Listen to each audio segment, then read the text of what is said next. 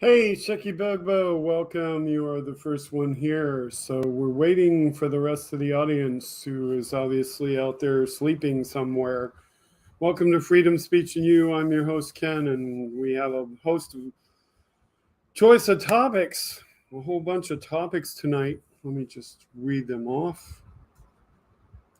So we're going to deal with Marjorie Taylor Greene's assertion of corporate communism on the part of companies and their reaction to Elon Musk and Twitter. We have Fauci on Meet the Press today. We have an article about blue havens in red states. We have a article about Trump and his dining with people, and we have Georgia voter lineup. Rob Reiner's comment on Trump. We have something about an insulin cap not getting passed. We have something about guns. We have Chinese protests in Wuhan and Fauci's reaction to Pence's claim that he is political. So hopefully we have more people showing up. I'm showing one person on Twitch and 3 on YouTube. So Dark Webster is out there along with you. And somebody else is out there, possibly one of our mods. So we'll see who all checks in tonight. But yeah, I'm back at 7 o'clock. Last week I had to have more time to prepare the show. That's why I didn't start at 7. So this week I'm here and ready to go. Hi, human up being. Welcome. Okay. Well, you'll be with us shortly, human up being. That's good. So we'll see who all pops in here. Talk amongst yourselves. They might be waiting for me to say something on Discord about being live, so we'll just see.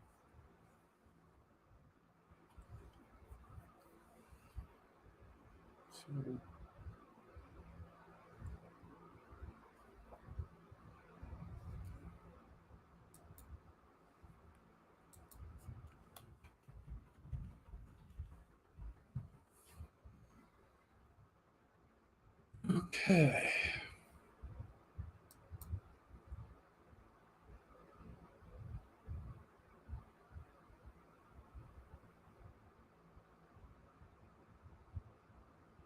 So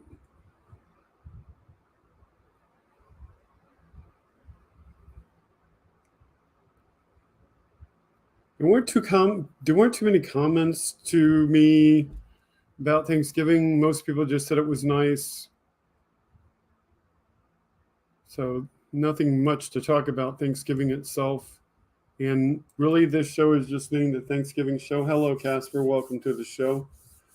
Because of this being Thanksgiving week in the United States. But rather than fill this with stuffing, we'll get into the topics.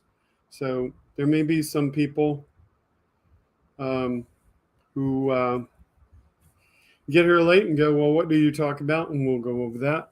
Hello, Andrea. Welcome to the show. So Andrea's here. And looks like people are starting to show up. We have 5 on YouTube right now and 1 on Twitch. So good. We got you out there. So Shecky, you're the only one on Twitch. Just to let you know who's here, we have Dark Webster and Casper, Northerner, and Andrea on YouTube. And so the people are starting to get here. We can get into the topics shortly. So first topic for tonight is this one by Marjorie Taylor Greene.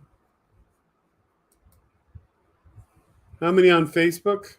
None so far, Rosebud. So this one by Marjorie Taylor Greene. And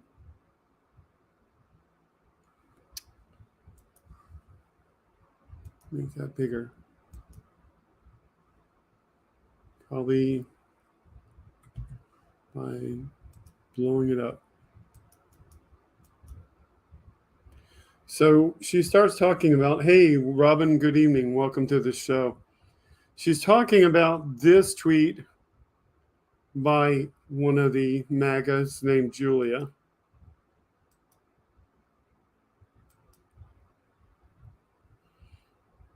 And the tweet by Julia that she's referencing is, here's a list of all the advertisers that have seemingly stopped all advertising on Twitter following Elon Musk's acquisition of the platform. Stop giving your money to companies that hate you and reject free speech. And she's going on, she's got this list of advertisers. Well, Marjorie Taylor Greene, okay, good to see you out there on Facebook too, Wes. Marjorie Taylor Greene calls this corporate communism. Corporations using their economic power to force their political agendas, she says. You need to go back to the customer is king mentality, not corporations are king. She continues, Elon Musk opening Twitter for everyone's speech doesn't promote one side. And she goes on. She claims it opens a town square,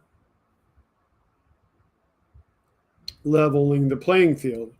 She says the left can't win on equal ground in debate. Is she so wrong? It's her side that can't win on equal ground in debate. She continues, they are a party that promoted tyrannical lockdowns. Excuse me, but the lockdown started with your president. Mandated unnecessary vaccines. Excuse me, vaccines are necessary. The fact that you don't want one is your problem. Drag queen shows in schools. Haven't seen any. Marjorie Taylor Greene, only body talking about that is you.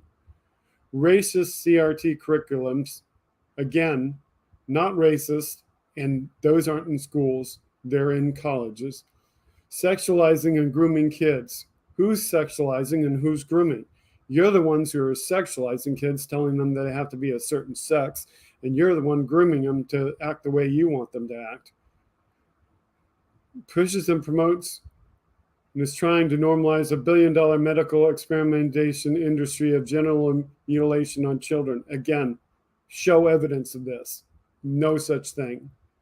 And is literally destroying women's rights by promoting fake women over real women. Excuse me, but you're the fake woman. She continues, the left can't defend their beliefs and their actions on an equal platform. No, we can. We do it all the time. The left have lost their way. No, we haven't. You're the side that's lost your way. They are the communists. Ha ha ha. If anybody's communist, Marjorie, it's you. You're the one forcing people to act a certain way. They will continue to force their agenda by any means necessary. That's your party. Backing down is not an option. They don't want to be nice. They want submission. Again, that's your party, not ours. So Joe responded to her and said, tell me you don't have a goddamn clue what communism means without telling me. Way to go, Joe. Yes, definitely. That's a real one to start out with tonight. So that was the one I wanted to start out with. Okay, the next topic. Fauci on natural COVID-19. So this is coming up. Let me get that one up there.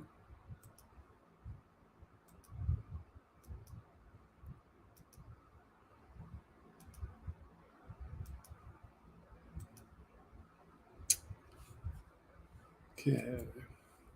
So Aaron Rupar tweeted this. Fauci on the lab leak theory about the origin of COVID. He says, quote, I have a completely open mind about that, despite people saying I don't. But if you look at the preponderance of evidence that has been accumulated, the evidence strongly points to this being a natural occurrence. So let's what some words.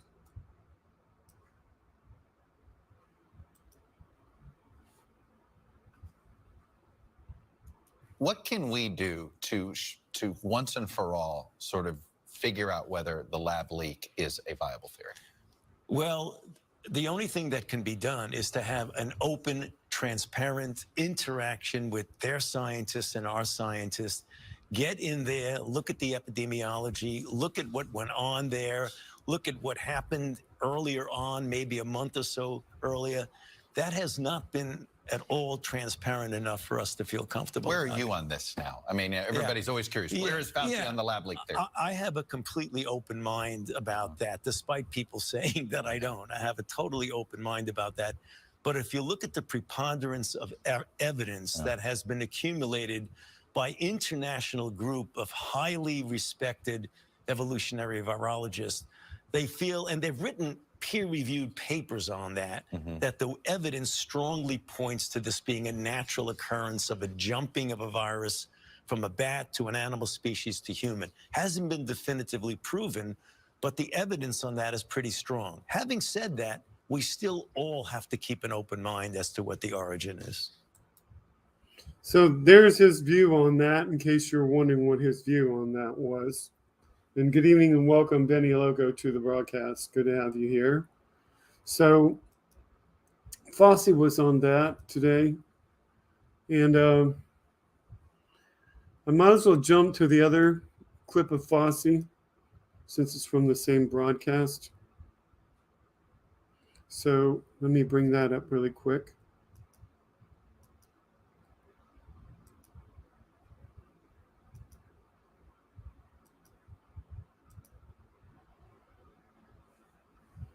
Okay, in my description on, yeah, I didn't put an extra description on it. Okay.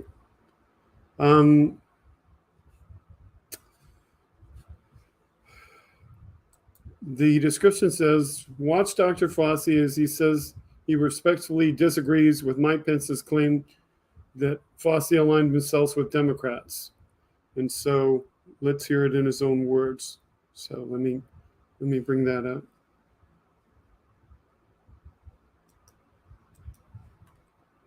Okay. Stop that. Rewind it.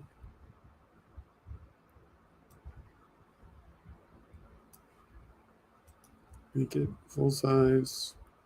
Levels are good. Okay. I asked the former Vice President Mike Pence, who you worked quite closely with during the start of this COVID pandemic, sort of how you became so vilified on the right. Here was his answer to me. The problem was, I believe that Dr. Fauci ultimately aligned himself with many Democrat governors who took what were temporary policies and made them long-term policies in their state. And the American people love freedom. What's your response? Well, I respect the former vice president. We got along very well in the White House, but I disagree with him. I don't align myself with anybody, Chuck. I'm a physician, I'm a scientist, I'm a public health person. It doesn't matter if you're a Democrat or Republican. I go by the public health principles. Those are the recommendations that I made then during the Trump administration, and the recommendations I make now during the Biden administration based on good public health principles. So I'd have to respectfully disagree with the former vice president. I asked the former Vice President Mike Pence, who you were quite... Okay, so hello, Aaron, and welcome to the broadcast. So there is his opinion on what the vice president said last week, because I believe, we went in depth with the vice president last week. I don't know if we covered that. So there's the things going on. So he was on Meet the Press today. Okay, so we covered the two, and I know I said Fauci. I meant to say Fauci. Okay, there was an article that I found today that I found interesting. This article is actually from November 16th. So let me bring this one up.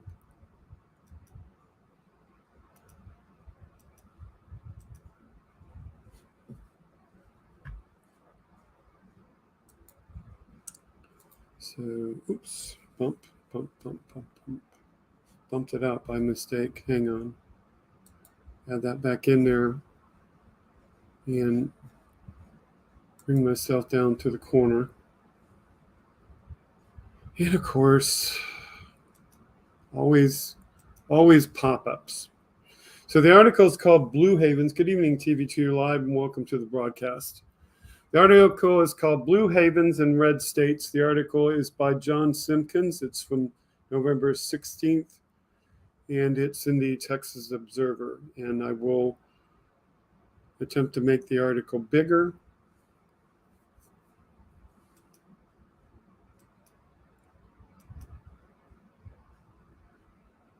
Let's see how big I can make the article.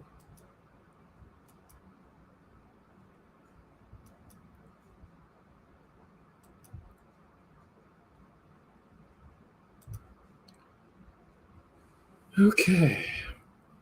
So the article goes on and says, red and inherently conservative. That's the assumption many people have of the South. While there's an element of truth to this, things are changing. Partisan polarization may still reign in American politics, but the red and blue demarcations are not so clear-cut anymore. While Republican lawmakers have skewed ever more rightward, the voters they represent are far more moderate. What were considered solidly red states a generation ago, think Texas, where Joe Biden earned 46.48% of the vote in 2020, which is the highest percentage that a Democratic presidential candidate has gotten since '76. Despite Republicans projecting a landslide victory in Georgia, which President Biden carried in the election, are increasingly purple with bits of both red and blue.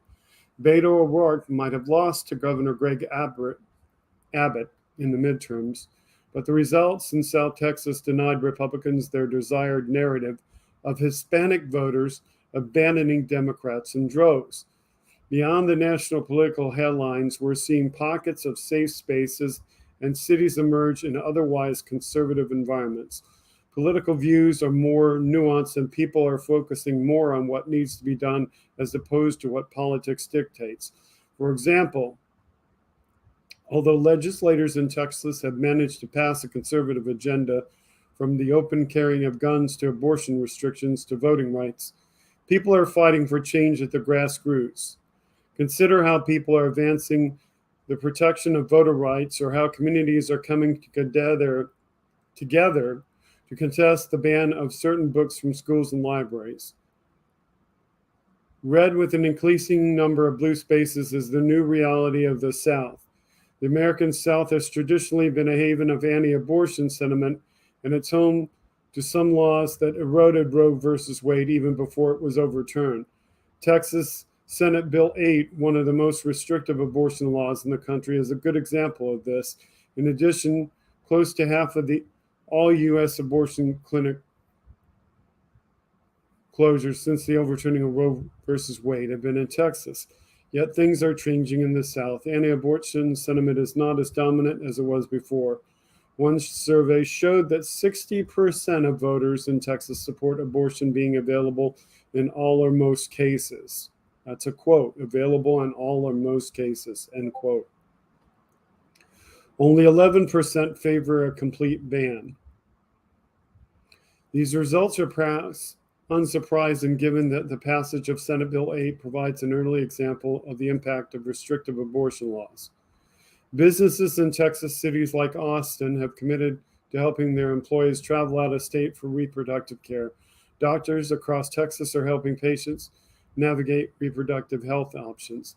Beyond Texas, South Carolina Senator Lindsey Graham received immediate blowback back in September after introducing a bill that would outlaw abortion nationally after 15 weeks, with very few exceptions. In Virginia, 67% of residents want abortion to be legal in most cases, and in deep red Kentucky, 52.6% of voters rejected a ballot measure aimed at denying any constitutional protections for abortion in the recent midterms. Critics may decry the backwardness of the South, but in reality, some of the most significant progressive shifts in America's metropolitan areas have come in traditionally conservative states like Texas and North Carolina. Texas legislators failed to pass several bills that would provide financial relief to families affected by the 2021 electrical blackout. But polls show that Texans overwhelmingly support measures to create new disaster systems and upgrade facilities. In North Carolina, only 36% of residents supported House Bill 2, a failed bathroom bill that would have forbidden transgender and gender nonconforming residents from using facilities that reflect their gender. The public was more concerned about how the bill would hurt the state financially. Southerners are showing what it means to put ideological boundaries aside and focus on what needs to be done in communities. LGBTQ plus communities in the South continue to face discrimination. In the state capital, half of Austin's LGBTQ positive bars are facing displacement due to redevelopment. Despite the threat, these local leaders are still not deterred from standing up for their safe spaces. A friend of mine who identifies as a lesbian runs a bar that in the daytime serves as a coffee shop for children who have nowhere else to go. She doesn't consider herself aligned with either party, and her only concern is creating pockets of safe spaces amid the chaos. Many people fail to realize that Southerners have always been able to open their doors and hearts to offer support where it's needed, despite any differences in views, beliefs, or opinions. People may not agree on specific cultural values and issues. Take abortion, for example. But that doesn't stop them from working together on others. Southern communities still come together to empower vulnerable households so they get out of poverty and succeed. They are working together to fight against things such as environmental injustice and inequities in the healthcare system that disproportionately affect communities of colors.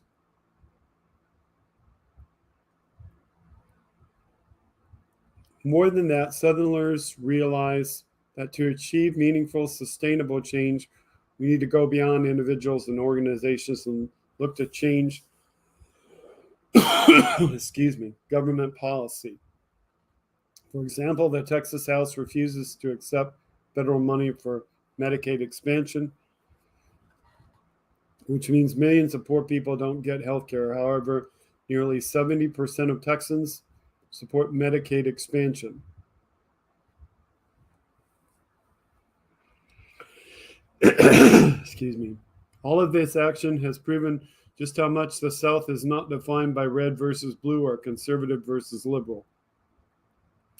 States, much like cities, are not one thing. There are laboratories that can be experimented in to affect change that benefits everyone. All the efforts being made by Southern communities, from reproductive health to economic, are essentially a window into the persistence of blue cities and red states.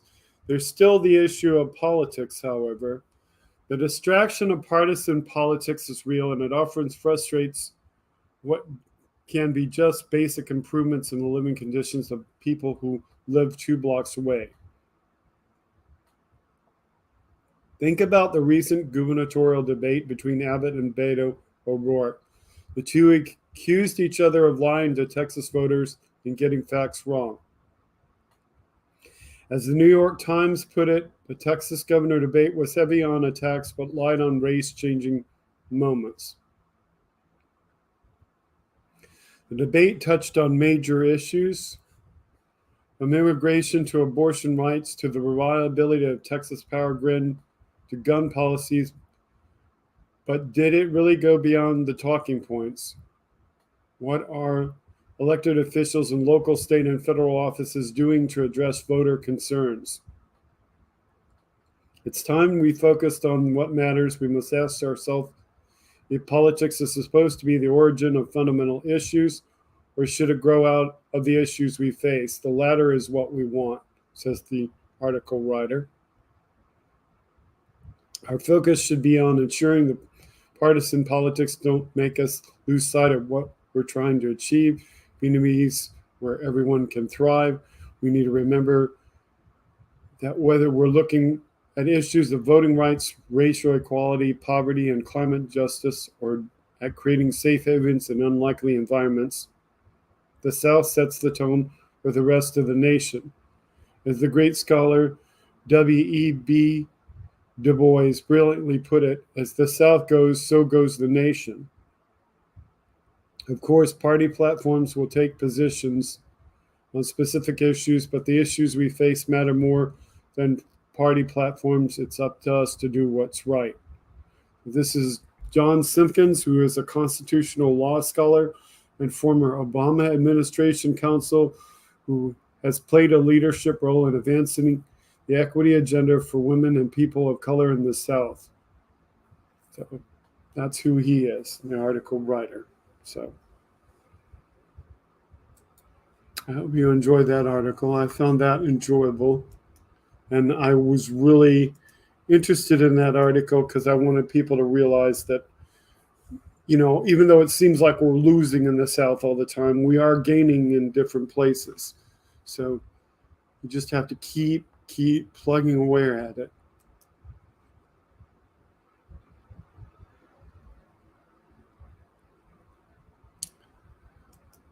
So this is a CNN article coming up next.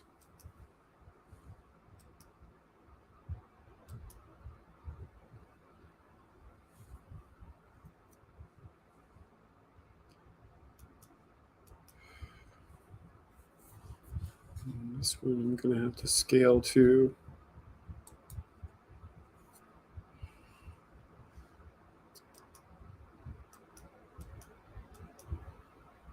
Always ads.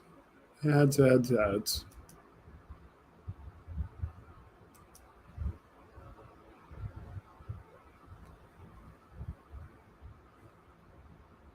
ad's just going to eat up a whole lot of real estate.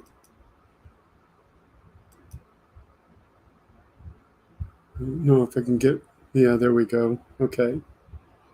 So here's, the ad is opinion. Trump's hosting a bigot at Mar-a-Lago. Not surprising. Here's what it is by Dean Obadala.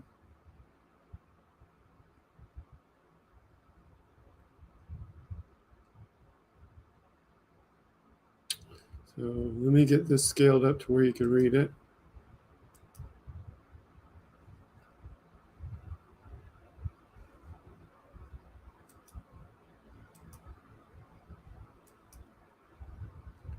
Boom, another ad pops in just as I do that. Bam, getting swamped by ads.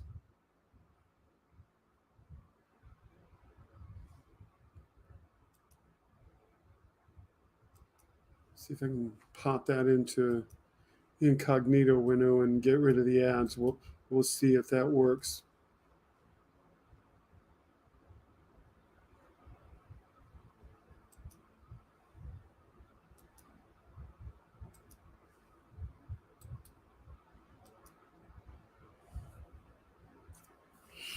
Okay, so I'm going to have to change to that. So stop sharing this and share the incognito window instead.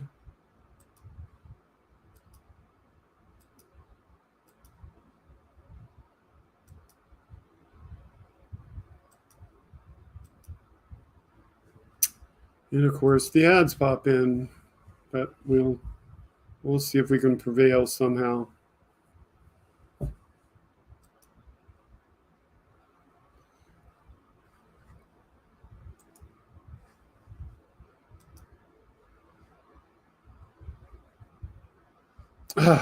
Ads and ads and ads. Hang in there, folks. We'll figure out how to get rid of these ads in a minute. Okay.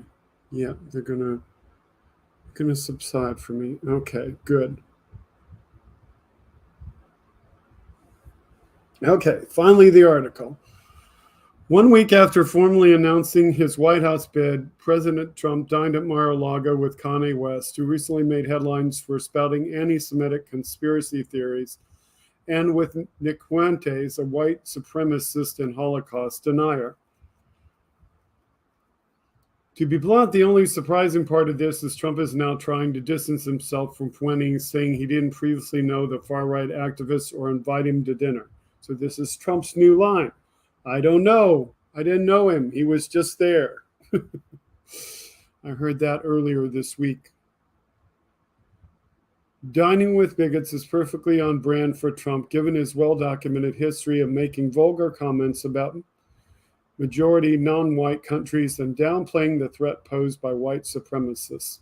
But let's put aside for a moment whether Trump knew Fuentes, an avid Trump supporter who once said, quote, "All I want is revenge against my enemies and a total Aryan victory," end quote.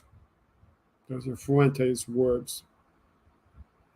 Trump certainly knows West. We all do know that he does, because we've seen Kanye West in the White House when Trump was in the White House, who legally changed his name to Ye, as evidenced by the rapper's high-profile visit to the White House. Okay, so he mentions what I just mentioned.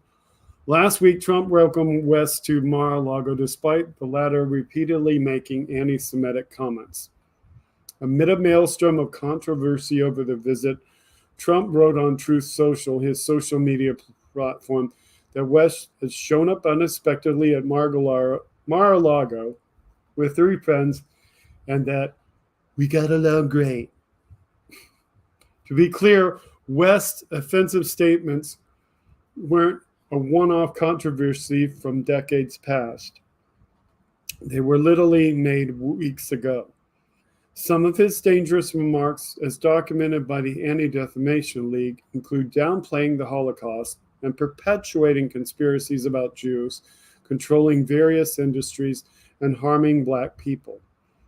His anti-Semitic comments have led Adidas, Valencia, and other companies to sever ties with the music star.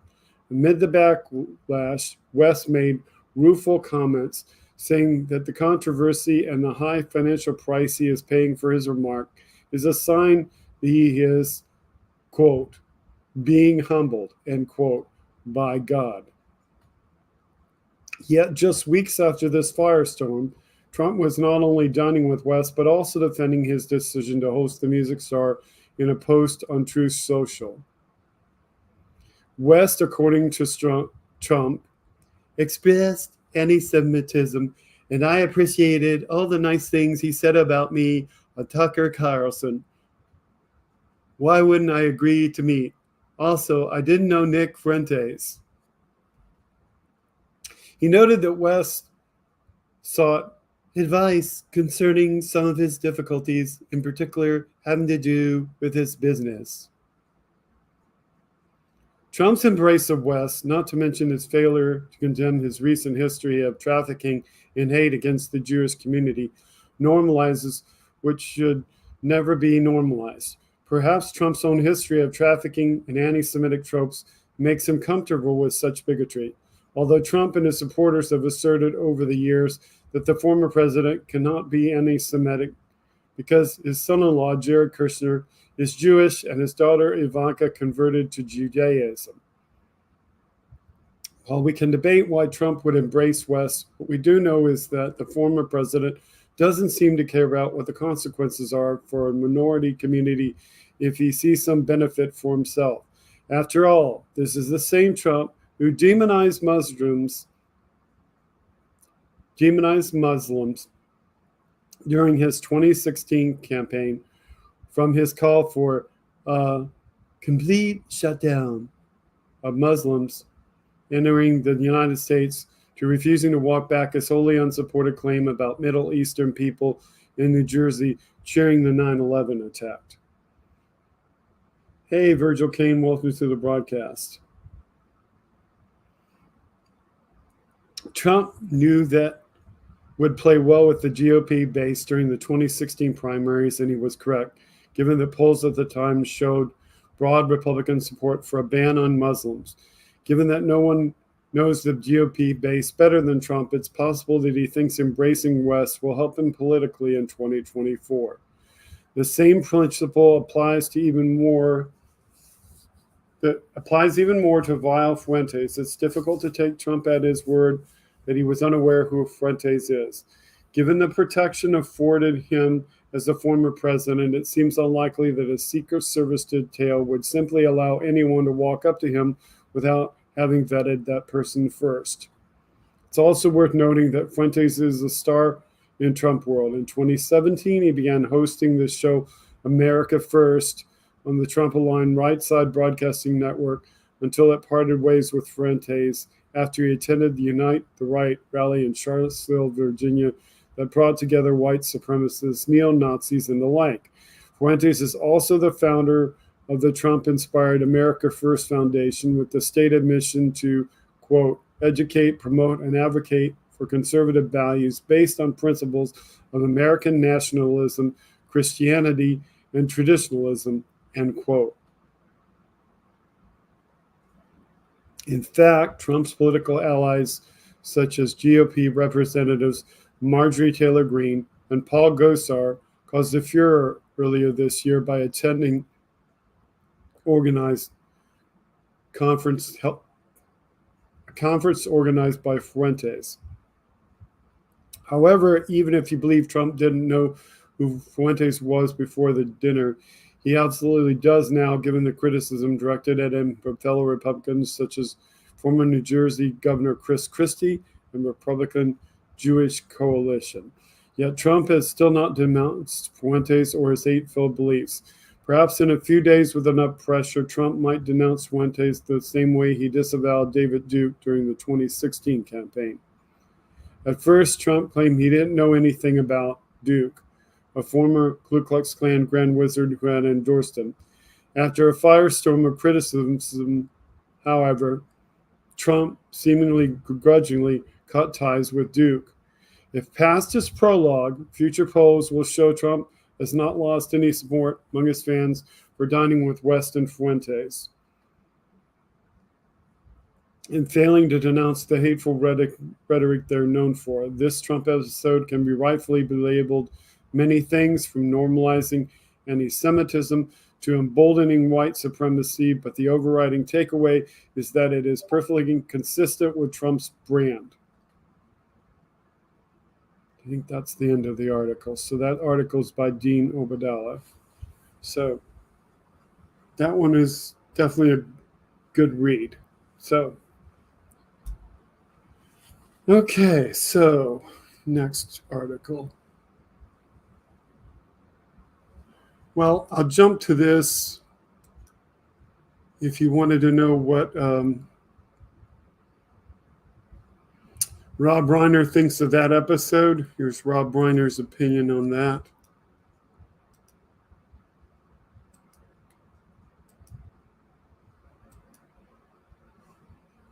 So scale that up. Can we get bigger than that? Yep, I can get bigger than that. Okay, so this is Rob Reiner's opinion on Trump after that. Donald Trump is the leader of the Republican Party. Donald Trump embraces white supremacy. The dog whistles are gone. The Republican Party is the party of racism and anti-Semitism. They own it. So, yeah, that's his opinion after that latest Trump episode. I agree with Mr. Reiner.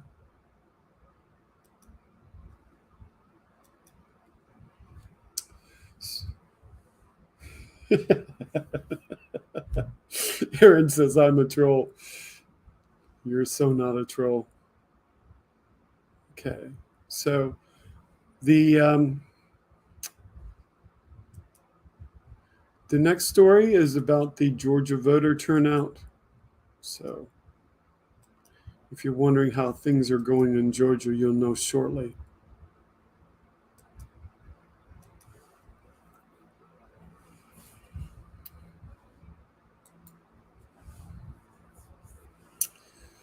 Okay, so the headline to the tweet says from Victor Shi, New, obtained footage from the scene out of Cobb County, Georgia right now.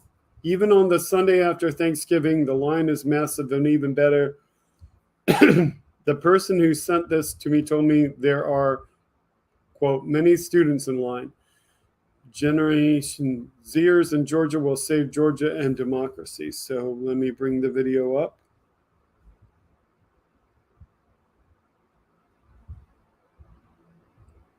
Let me pause the video, hold that back, set the audio, scale it for full screen, and play.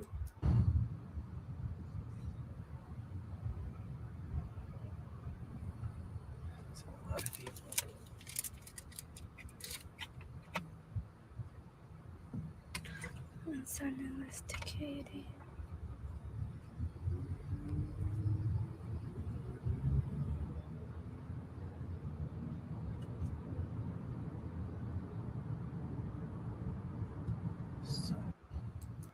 So the video's author didn't say very much. Obviously, the video's author wanted you to just see the line of people. But what a beautiful line of people lining up to vote in Georgia.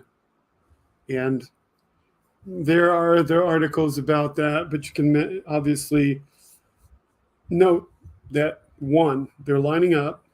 They're not letting any of the attempts by the Republican Party to limit the number of places to vote or the times to vote deter them from voting. And so the attempts by the Republican Party to suppress the vote are limiting where they can vote. And so there they are. They're out there. They were out there today to vote.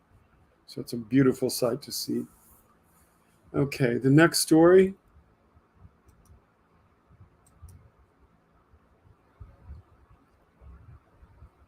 is about the insulin cap.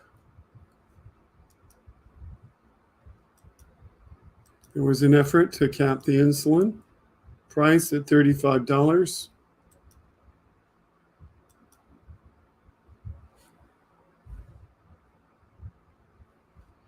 Let me just... Bill Pascrell Jr. is representing the 9th District of New Jersey in the House of Representatives, and he is on the House Ways and Means Committee. So this is his tweet. So I'm bringing that up. And he says, the reason we didn't cap insulin at $35 is because Republicans blocked it. Republicans told millions of Americans to drop dead. Here's their names. So Democrats voted to cap insulin at $35. These Republicans blocked it. Barrasso of Wyoming, Grassley of Iowa, Rubio of Florida, Blackburn of Tennessee, Haggerty of Tennessee, Sass of New England, Blunt of Missouri, Oven of North Dakota, Scott of Florida, Bozeman of Arkansas, A of Oklahoma, Scott of South Carolina, Braun of Indiana, Johnson of Wisconsin, Shelby of Alabama, Burr of North Carolina, Langford of Oklahoma, Thune of South Dakota, Capito of West Virginia, Lee of Utah, Tillis of North Carolina, Cornyn of Texas, Loomis of West Virginia, Toomey of Pennsylvania, Cotton of Arkansas, Marshall of Kansas, Tuberville of Alabama, Kramer of North Dakota. I see that message, Andrea. McConnell of Kentucky, Wicker of Missouri, Crapo of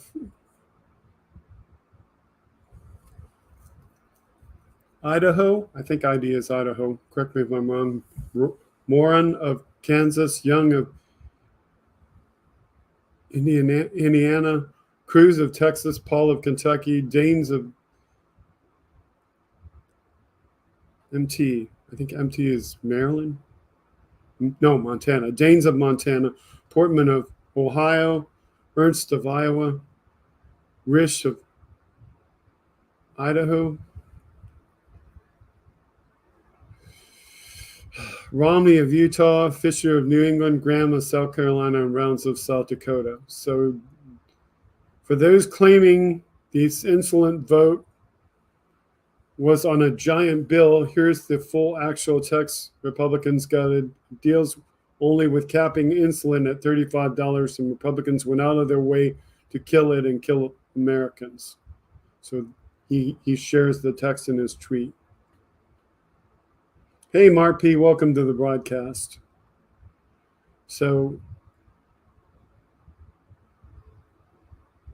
and also there's a thing that you should vote for Senator Warnock because he is definitely for this bill that didn't pass. So definitely good mention there. So Georgia, vote for Warnock. Andrea has a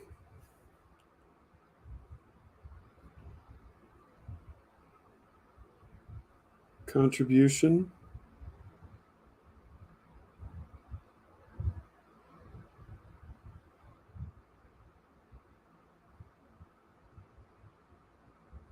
So let me just see what that is and see if it's possibly the same one I already had.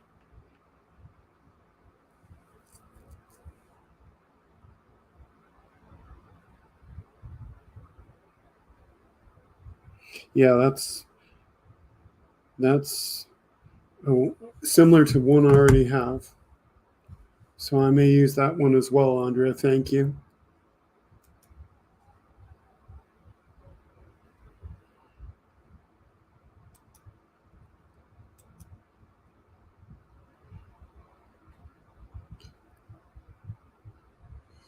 So I will bring this up. And what did I put?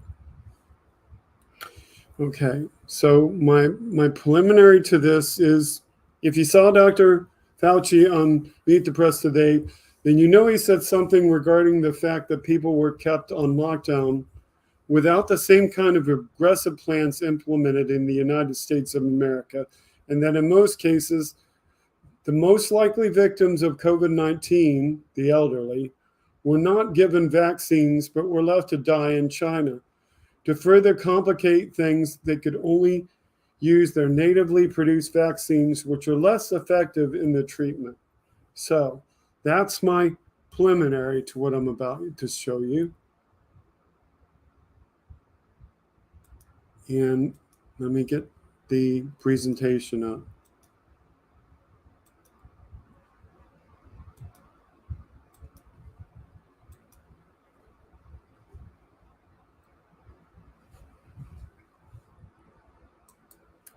So China, breaking. Hundreds of protesters have gathered. I'm not even going to try to say that word. I'm going to guess. Youngston Avenue in the city of Wuhan tonight. China is witnessing the largest protests in years. So having read the preliminary, the point is that all of these people are protesting the fact that they are under lockdown and they are not getting any better.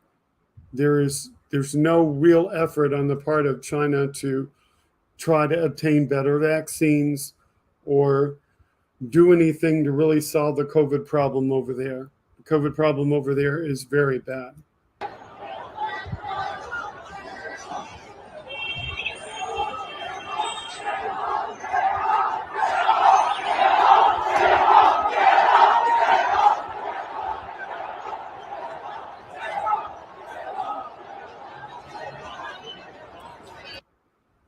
So you can see, I mean, there they are, they're protesting. Now, Andrea sent me a different one.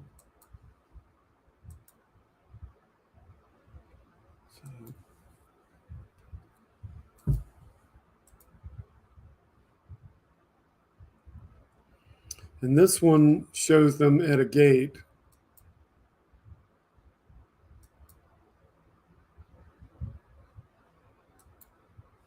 So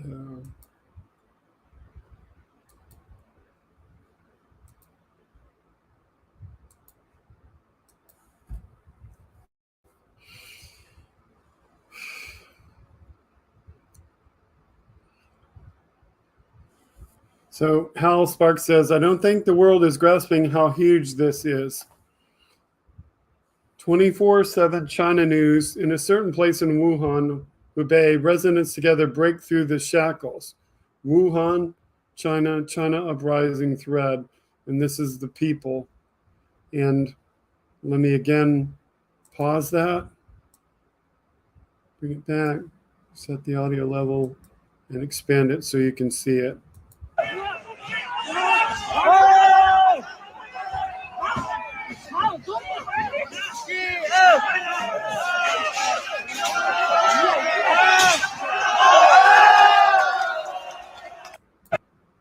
So those people, they're just getting completely frustrated because nothing's really been done to improve their lives or solve the COVID problem. Yes, Mark, I did see that stat. I'd like to put that up on screen. Dr. Fauci on Chuck Todd said this morning that 300 to 400 Americans are still dying daily from COVID. So he did say that we should still take it very seriously. So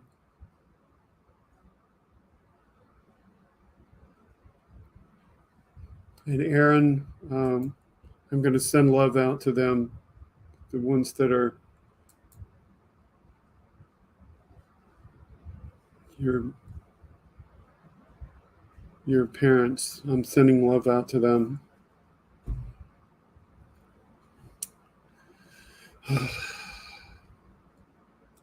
It's so sad that people have to have these problems because some people can't deal with some simple restrictions to make life better for others.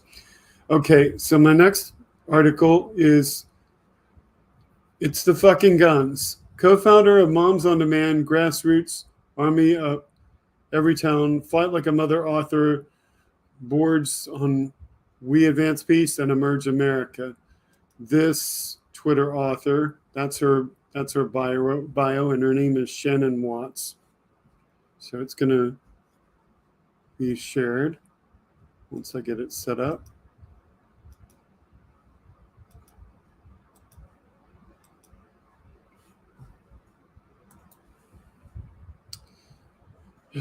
If more, oops, sorry, that's the second time I bumped it tonight. If more guns and fewer gun laws made us safer, America would be the safest nation in the world, she says. But 400 million guns in the hands of civilians, coupled with the weak gun laws, have given us a 25 times higher gun homicide rate than any peer nation. It's fucking nuts. And she shows this graph. Gun murders per 100,000 residents. This red line over here is 3.6. And you can see it's way higher. This is the United States versus Canada, Portugal, Ireland, Finland, Italy, Austria, France, Denmark, Sweden. I'm guessing that's Australia because you can't really read it, and Czech Republic, okay, Germany, Spain, United Kingdom, and Japan. So 3.6 murders for every 100,000, and all these other places are less than one half. This is one half. These are all less than one half. These are down, even smaller, a tenth smaller still here. So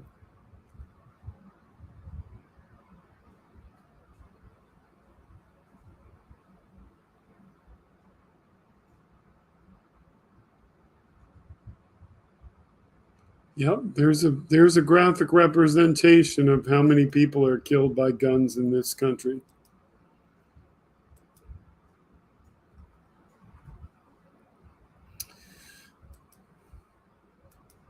So I whipped through all my topics.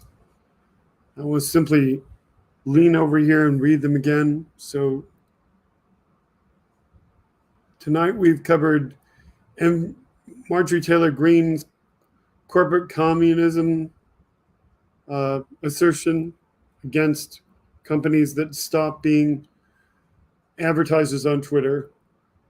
We talked about Dr. Fauci on his belief that COVID-19 probably occurred naturally, and we talked about his stance on Pence claiming he was political. We talked about blue havens and red states, where we read that article. We covered Dean Obadallah's article about Trump dining with bigots. We talked about Rob Reiner's reaction to that. We talked about the Georgia lineup. We talked about the $35 insulin cap not passing.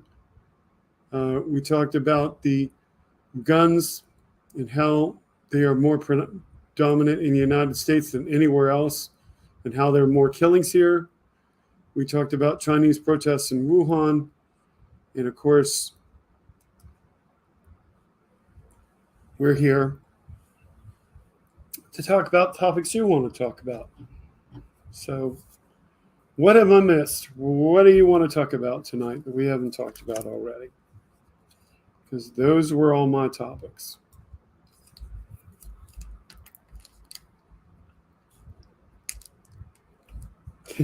Yes, Mark P. America first and gun deaths. Unfortunately, very sadly, that is the case. They wanted to lead in something. They did that all right. It's very sad.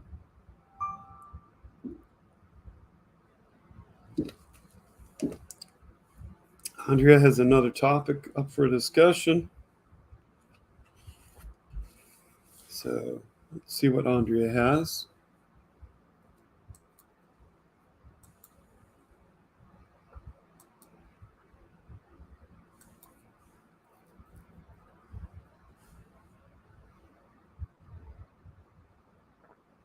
Okay.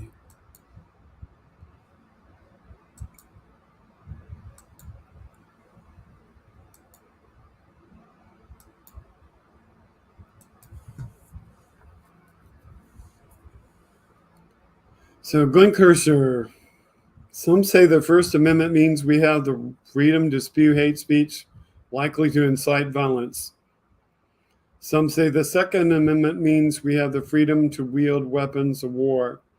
In other words, some folks think we should freedom ourselves to death. Yep, that's a good one. Very good.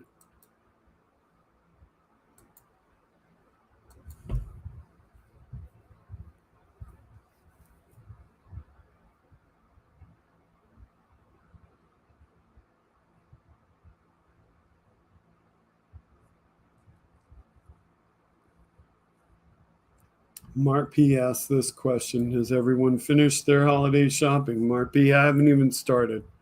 And the idea of Black Friday just makes me want to puke.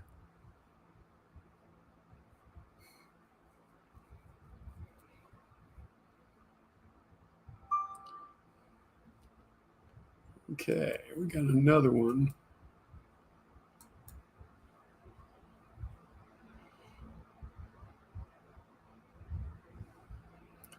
So here's a statement from Raphael Warnock coming up.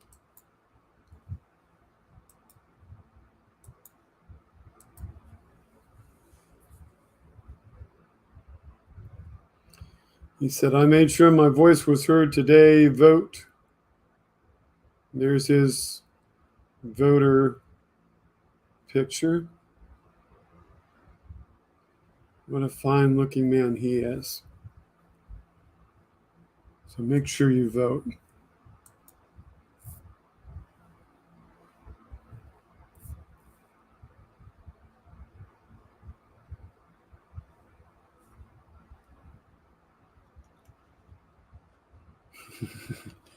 Benny Locust says Black Friday is cringy as fuck, trampling humans for devices.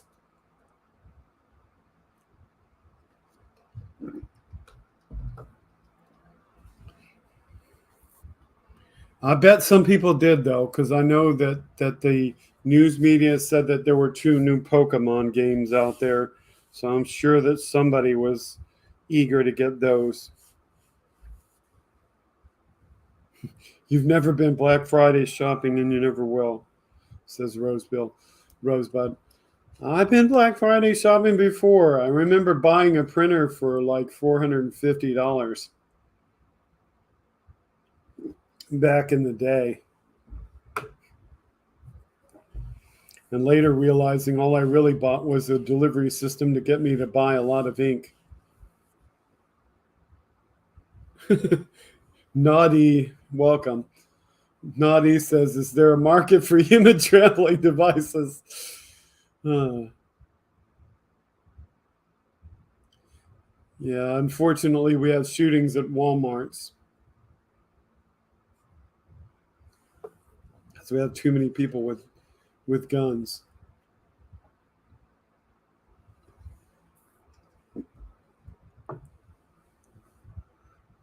Benny Loco says the following.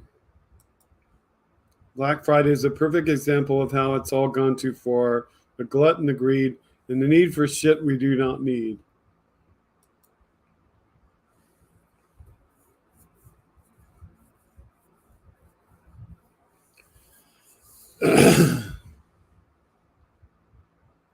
Okay, Human Up Being, thanks for the extra likes. Hopefully that works, Human Up Being. I've tried to do that stuff before, and sometimes YouTube gets smart. So we'll just see.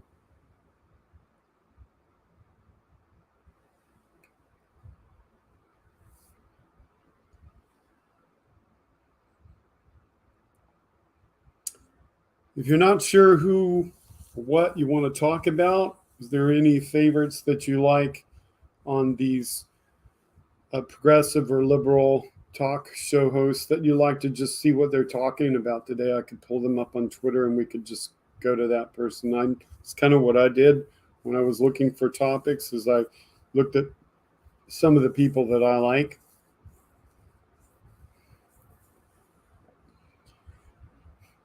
Yes, this is water.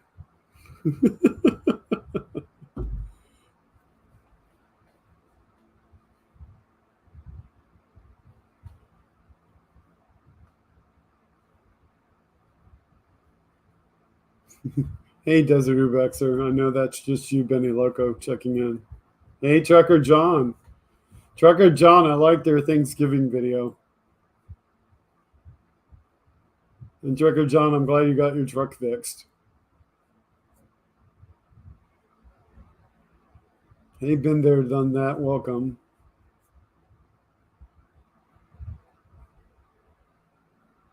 Water will be a problem before too long, says Naughty. Hey, Nick Rich 56. Hello.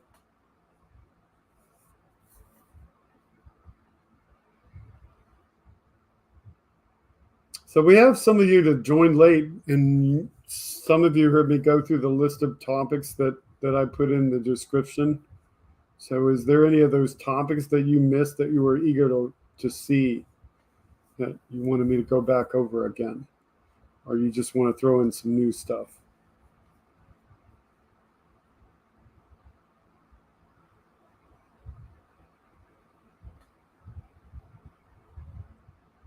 And y'all could like tell me about Saturday's show for in another email. Oh, okay. I see another one. Thank you, Andrea.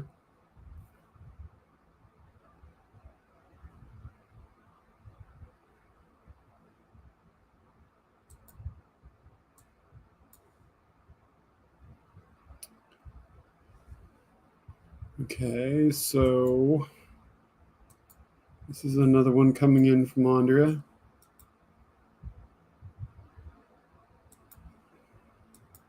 And the setup by Reverend Raphael Warnock, a senator from Georgia.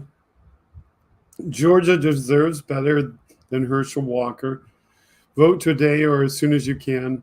Visit warnock.vote to find out where you can vote early. And here's the video.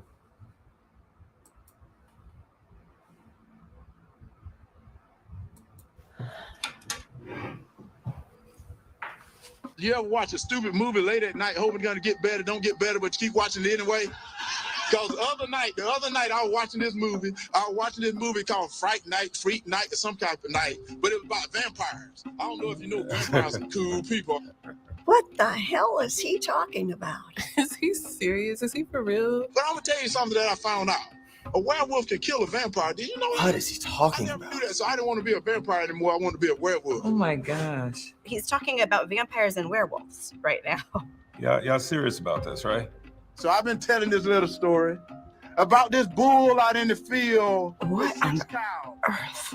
and 3 of them are pregnant. There's no substance. There's nothing. So you know you got something going on. It makes me want to laugh, and then it makes me think we're in trouble. But all he cared about is kept his nose against the fence, looking at 3 other cows that then belonged to him. Now all he had to do is eat grass. This video is ridiculous. That's 35 seconds of my life I'll never get back. Why would I want someone like that leading the state of Georgia? Our good air decided to float over to China, bad air. Unbelievable. So when China gets our good air, their bad air gotta move. It's all the same air. Not only does it make no sense, I don't even understand what he thinks he's saying. So it moves over to our good air space. And now we gotta clean that back up. I sit and watch these on Twitter, and I'm like, what the heck is this guy talking about? Like, literally, what is he talking about? He's completely unqualified for this really, really serious job. No one's watching this and being like, oh man, that guy's got it together. And sometimes, like, I read through the comments because I'm like, is anybody actually understanding, or are we just sitting here wasting time? It is embarrassing. Let's call it what it is. It is embarrassing. They just care about getting a yes man, somebody that had just punched the button. I think it's a risk to me and millions of Georgians to put this man in a position of power. Let's call it what it is. This is embarrassing as hell. At all. I mean, well, you know,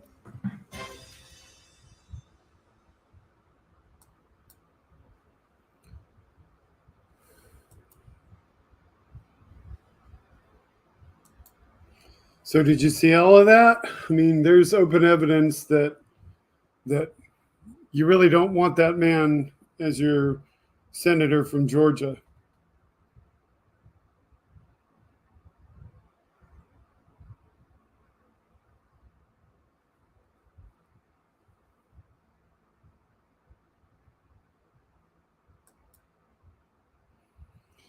Nick Rich asks, all you folks care about democracy just like me. What's the realistic approach we can utilize to combat insanity? I'm lost. Keep voting for sanity.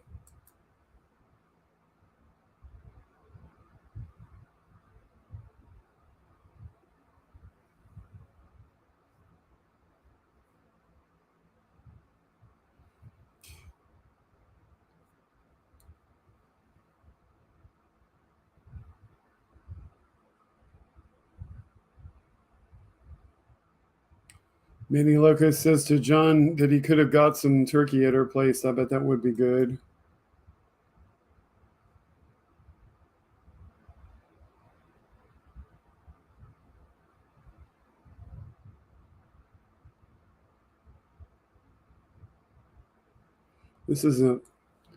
They were convinced before the election that fuel prices were going to go through the roof, but then they didn't in China where they expected it to his first. That seems like you got two ideas in there.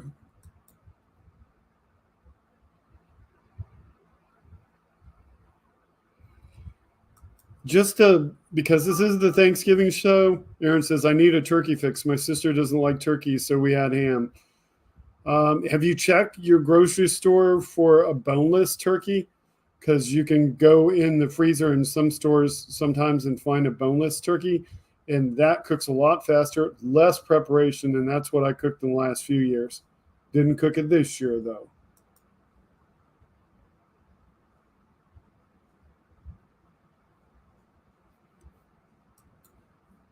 Webster believes the good Reverend Doctor Senator has it all in the bag. I sure hope so.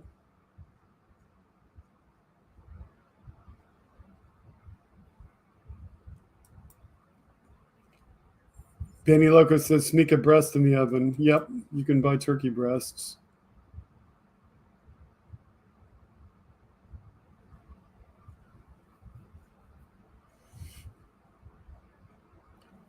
Jolie, welcome to the broadcast. Jolie, good to have you here.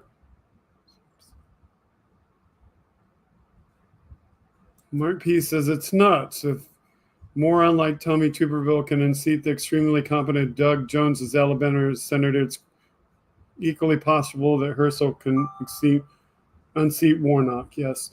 I got a couple of messages coming in from Andrea, so we've got at least 2 more new topics.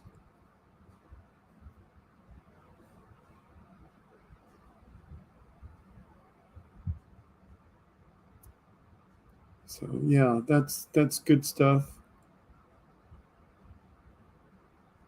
And Aaron liked my tip about the turkey. Oh yes, my son's the one that told me about those. It's like just easier to just have the boneless turkey. I mean, it costs you more per pound, but then you consider the fact that you're not getting bones, so you're getting more meat for your thing. So Andrea has pulled this up because she knows that I like this topic. So this show covers all things, not just politics.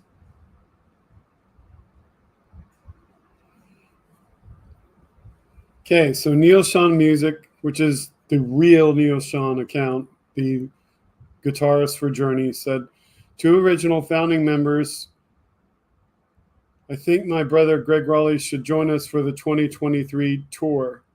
What do you think, friends? He will spice it up, and we will have a great variety of songs to choose from. What would you like to hear for the 50th anniversary tour? So that's interesting. For those of you who are not Journey fans, Neil and Greg have performed lately. I'm not sure what year without looking it up, but there was a collaboration event where they did perform. And the real reason why Greg Raleigh left the band was he didn't like the constant touring they were doing when Steve Perry was part of the band and the band was in its heyday of success. So he wrote himself out of the band and he brought in Jonathan Cain as his replacement. Well, right now, there's a lot of infighting going on between Cain and Sean because like a year or so ago, they kicked out founding members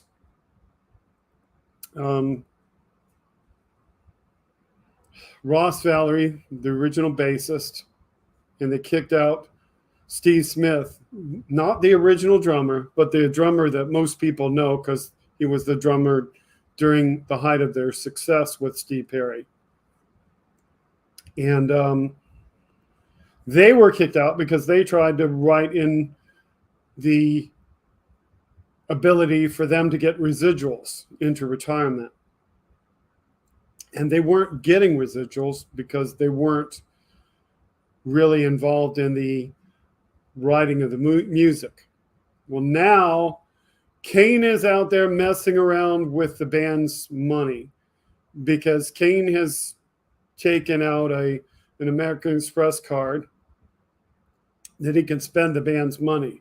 And the band is supposed to be a partnership between Jonathan Cain and Neil Sean, with Steve Perry retaining his rights to the music. And what's going on is, like right now, Cain is spending the money and he put his wife, Paula White, on that credit card. So they're spending the money.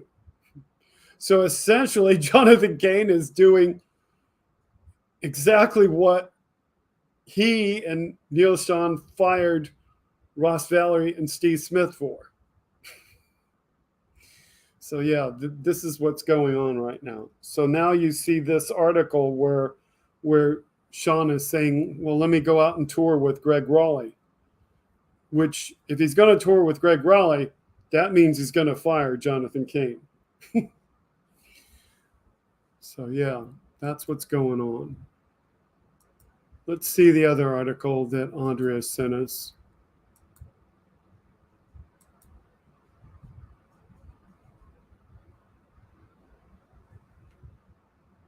Okay, this one is about politics again. Something about the former Surgeon General under Donald Trump.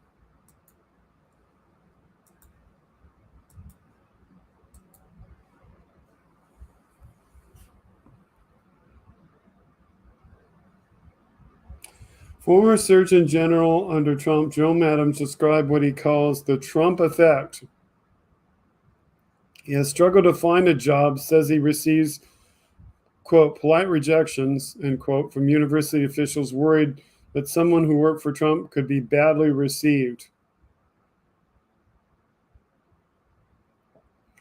Yep, I would imagine that affects a person's ability to get hired.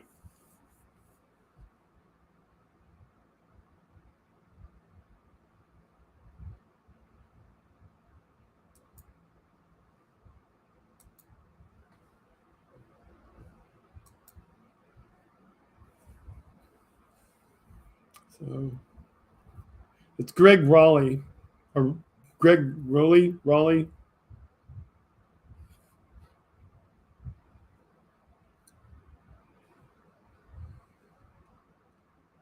Okay, so those were the ones that came in. So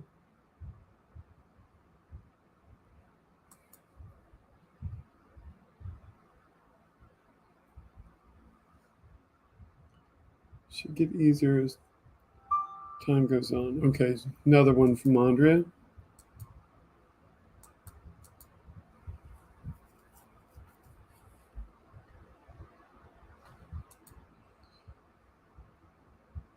So this one's coming in from Texas Paul.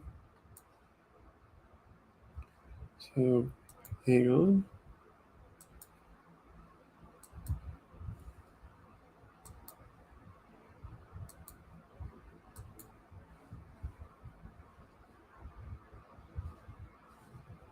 And it's back at the beginning. Level's good. Full screen it. Hey folks, this is Texas Paul. I just want you to know early voting has started in Georgia. If you're in Georgia, Raphael Warnock is a good man. He's a decent man. He's represented you well, and he will continue to do so. Make a plan. Get out there and vote. Get out there and vote. But what I want you to do right now is make a plan to vote, and then do one thing on that list of to-dos, and that will get you committed to your plan. That will get you momentum. It will get you moving to the polls. So make your plan and do. I don't care if it's going to get a bottle of water to take with you to the polls so that you got something to drink. Make your plan and do one thing on it. Love you folks. This is Texas Paul. Let's reelect Raphael Warnock. He's a good man. Hey, folks. Indeed he is. Yep. Get your bottles of water. Don't go there thirsty.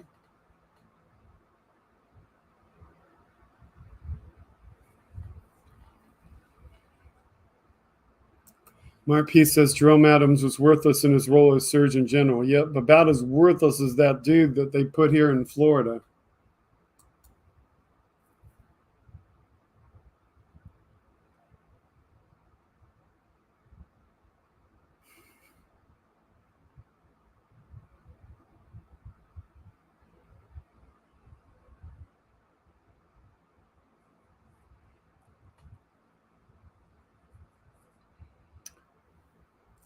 So we have another person out there. Johnny's shot both sides.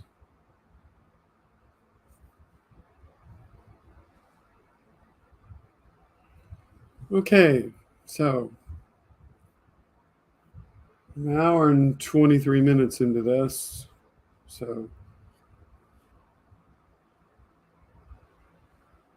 yep, I agree, Mark P. Florida Surgeon General is awful. He should have his medical license revoked. All he is a rubber stamp for DeSantis's policies.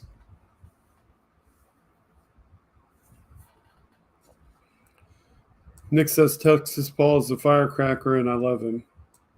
Yeah, he's a good one.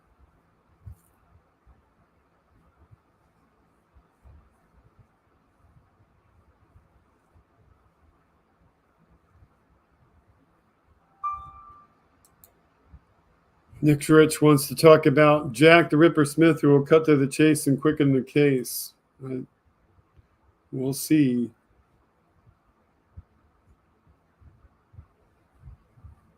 Johnny says that's a long time to stream. I usually go for about 3 hours, Johnny.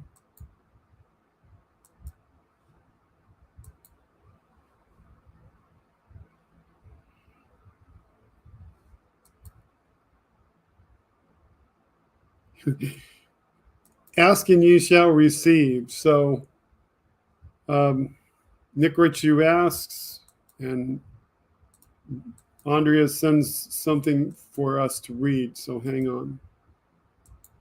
So Jack Smith says, the beard tingles tonight.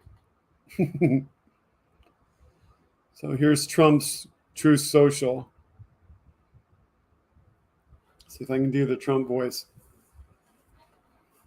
Well, Jack Smith, nice, soft name, isn't it? Is a political hitman who is totally compromised and shouldn't be allowed anywhere near our already highly weaponized and corrupt Justice Department and FBI, which are stuffed with and listening to radical left monsters who will cause difficulties for our country, the likes of which we have not seen before. By the way, Obama spied on my campaign and got caught. And what about the massive Joe and Hunter Biden corruption? Evidence already in. Trump, man, he just can't stop.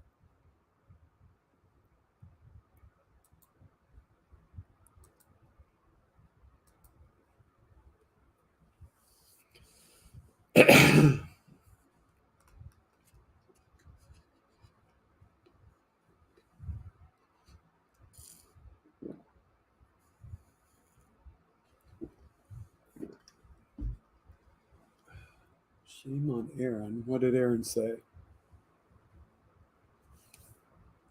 Mark P says my impression's funny. So yeah, I see a couple of you reacting. It's about as good as Stephanie Miller's. Yes, mine is kind of based on Stephanie Miller's. Is that a silicone straw or paper? It's a plastic straw, I guess. Whatever that is. It's an old one.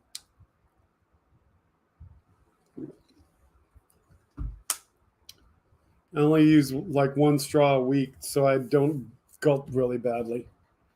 So yeah. Okay, we have another one. This one is a social post.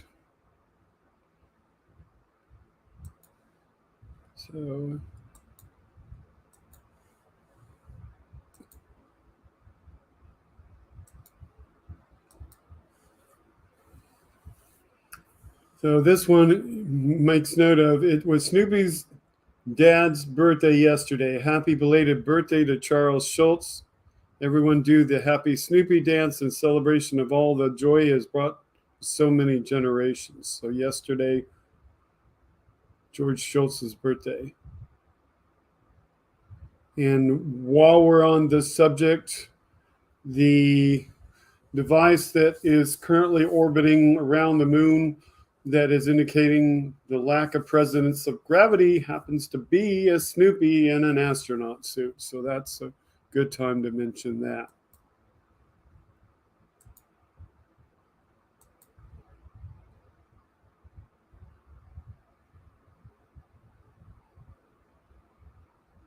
What's up with Artemis and Orion?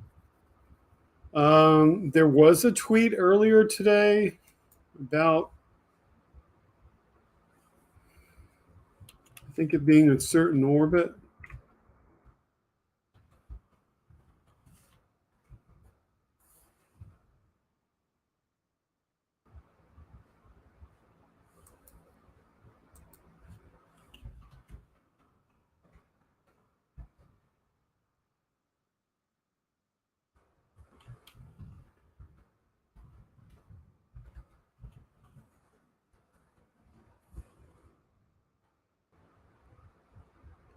Let's see, how new is this? Because you never know when you go searching for a tweet, like what you'll see.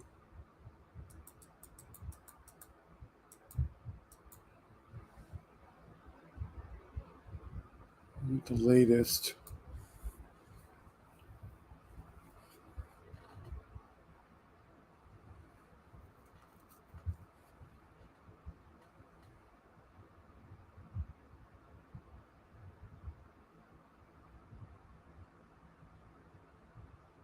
So these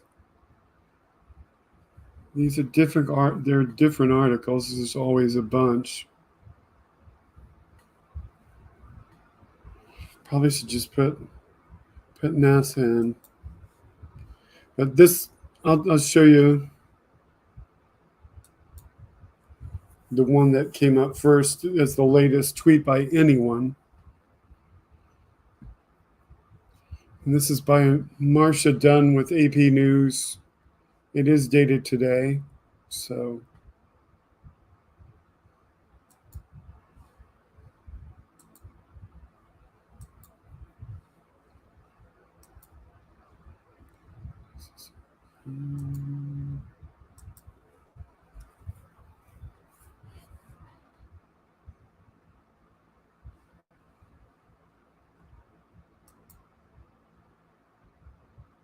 And of course, pop-up ads.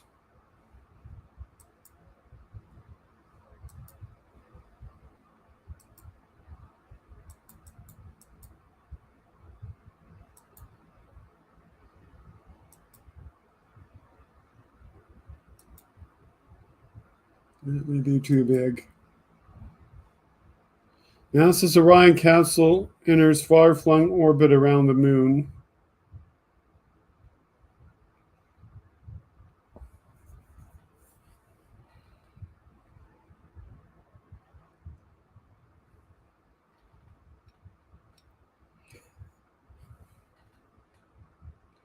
Entered an orbit stretching tens of thousands of miles around the moon Friday as it neared the halfway mark of its test flight. The capsule and its 3 test dummies entered lunar orbit more than a week after launching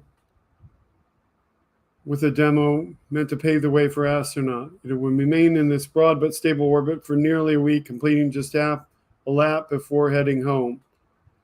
As of Friday's entering firing, the capsule was 238,000 miles or 380,000 kilometers from Earth. It's expected to reach a maximum distance of 270,000 miles, 432,000 kilometers in a few days. That will set a new distance record for a capsule designed to carry people one day. Jim Jeffrey, an Orion manager, said in a NASA interview earlier in the week, "It's a statistic, but it's symbolic for what it represents. It's about challenging ourselves to go farther, stay longer, and push beyond the limits of what we've previously explored," end quote. NASA considers this a dress rehearsal for the next moon flyby in 2024 with astronauts. A lunar landing by astronauts could follow as soon as 2025. Astronauts last visited the moon 50 years ago during Apollo 17. Early in the week, Mission Control in Houston lost contact with the capsule for nearly an hour. At the time, controllers were adjusting the communication link between Orion and the Deep Space Network.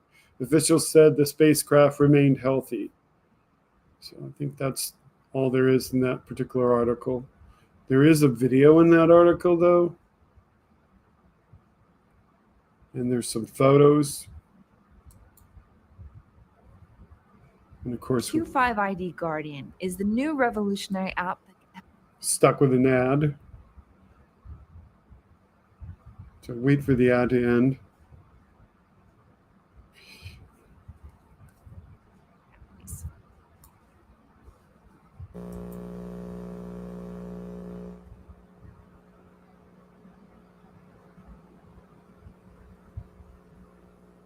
Yes, this is Ryan Capsule circling the moon. And with 1 minute left to go until the burn, it looks like we do have our live view.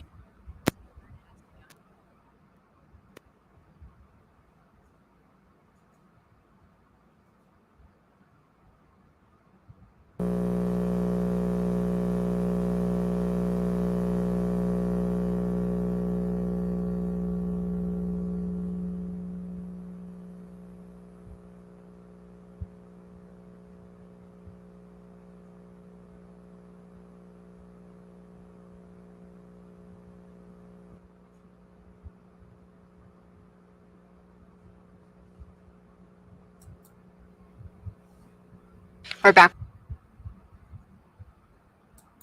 Okay, so that's the video that somebody else put together, and it had some hum on it, less than ideal. So just some idea video and stuff. Let me see what NASA actually has. It's the latest.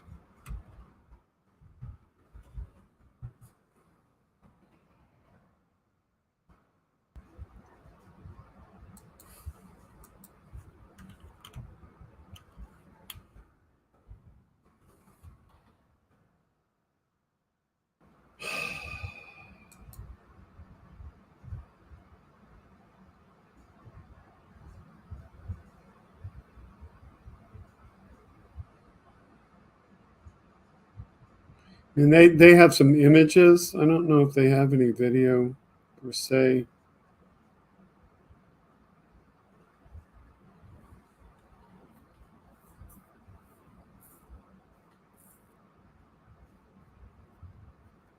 So they do have this tweet about breaking the record.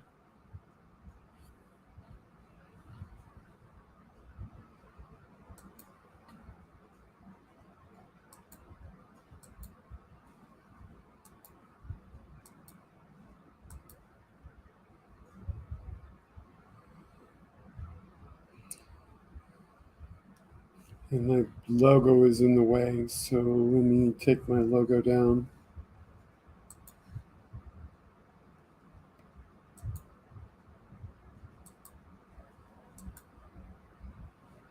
So with the logo down, you might be able to see that over there. Depends on how well you can see at home, but it says, Houston, we have a new record on Saturday, November 6th at 8:40 a.m. Eastern Time. NASA Orion broke the record for the farthest distance traveled from Earth of a human-rated spacecraft. The record was previously held by Apollo 13 at 248,665 statute miles from Earth. Go Artemis. So broke the record for the farthest distance for human craft. Obviously, non-human craft have gone farther. So, or non-human rated craft.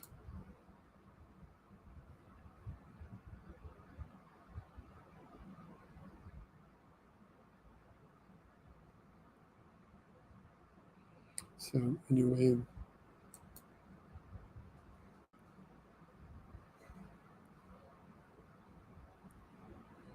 okay, so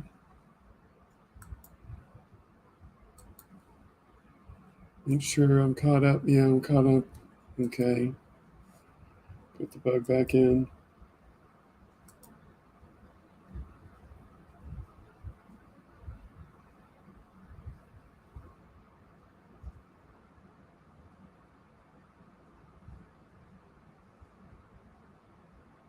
When are they showing more pics from the rover? That's a good question.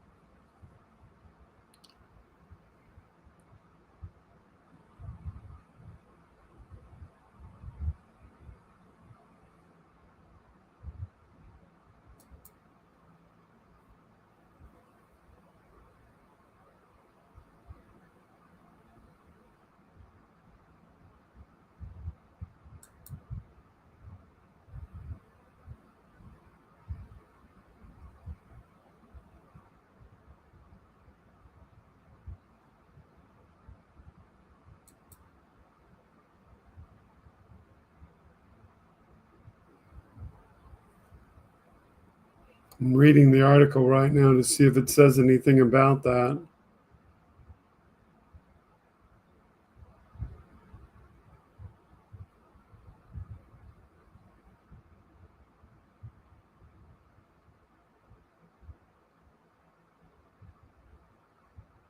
Last briefing was September 15th.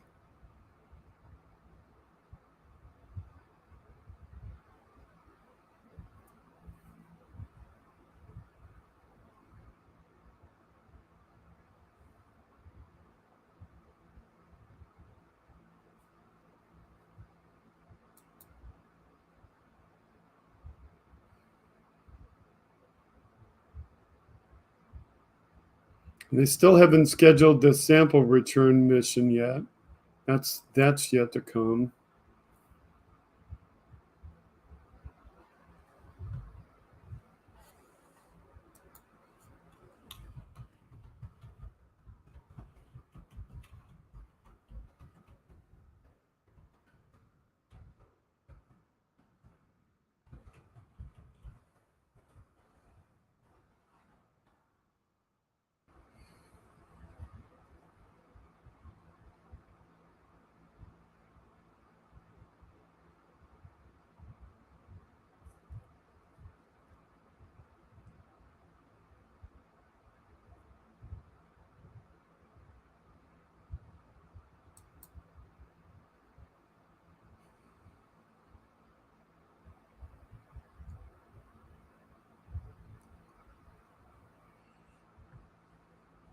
Not really sure when they're supposed to show more of that. And I don't know if it's a case of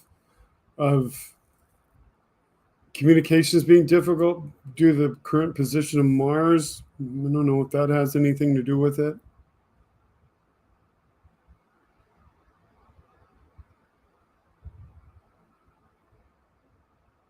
You know, all of these articles that they have on it are 2 months ago. So I'm not really sure what the current status of it is. There is something else that I would like to mention, though. Let me find that.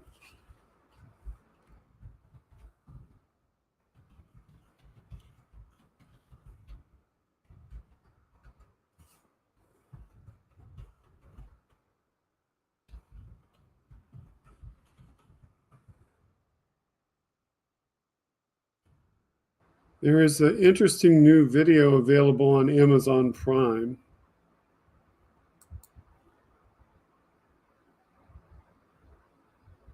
So anybody who has Amazon Prime should check this out.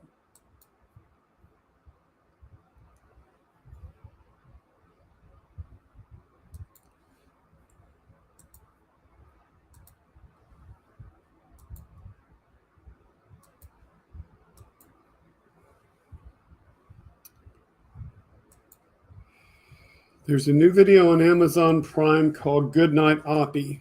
It's very popular right now. And if you have Amazon Prime, you should check that out. And I'm going to see if I can, oops, I got it over here. That's right, okay.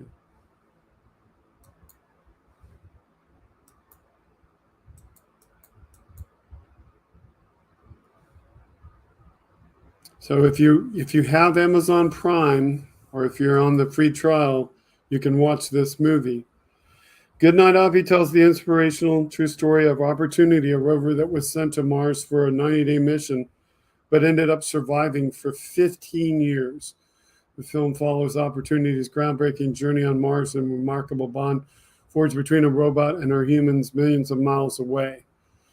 It also covers what happened to Spirit, the other rover. So it's very good. I highly recommend it. It was recommended to me by Jolie, and I watched it. So I would definitely watch that movie if you're into the Mars rover. So, yeah, Goodnight Oppie. That comes highly recommended, and you'll really like it. In fact, my first comment after watching the movie was, I hope they make a movie like this about perseverance. So, It's on the list of recommended ones. So, and it is interesting, and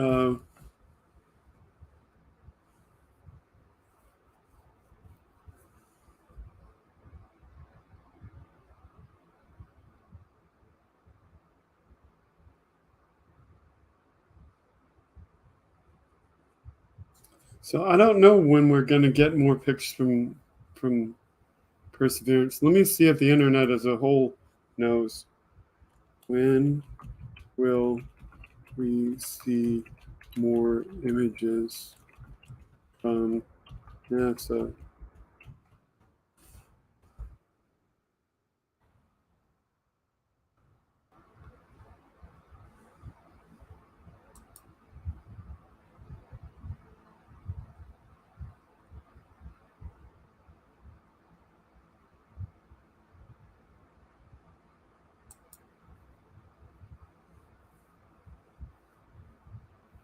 The Perseverance rover is supposed to last 2 years. So that's the design plan. It's only been there for a year, 9 months, and 7 days as of the 25th. So now it's been there a year, 9 months, and 9 days.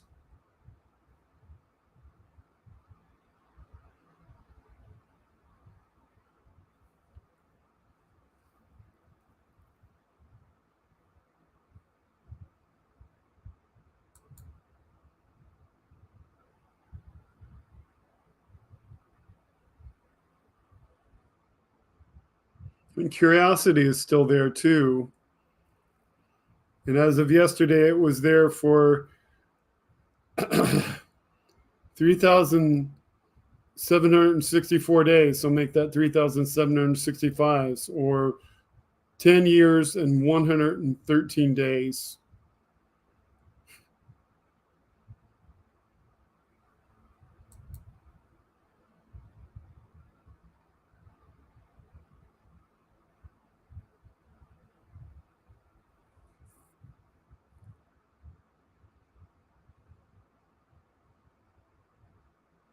But here's the image gallery, and I don't know if the image gallery has anything new.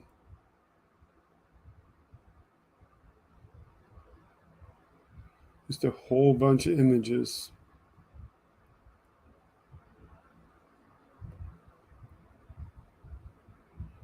They don't show them by date.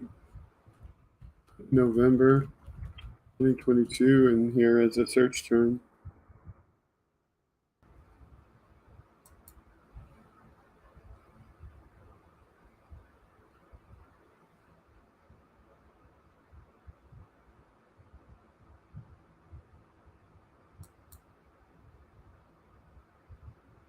I mean, there's an image from November 17th, so I can show that. When's the next rocket launch? It's morning of Tuesday. Should be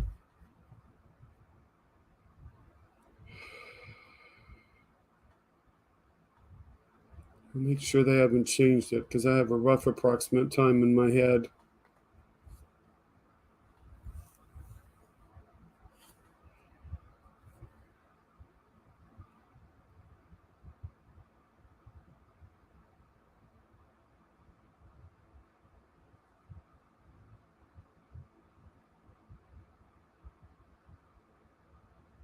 Okay, they changed it. It was going to be Tuesday. Now the next confirmed launch is actually the 30th. So it's now Sunday, Monday's the 28th, 29th. It's now Wednesday morning at 3:39 a.m. Eastern, or 8:39 a.m. GMT, 0839 UTC.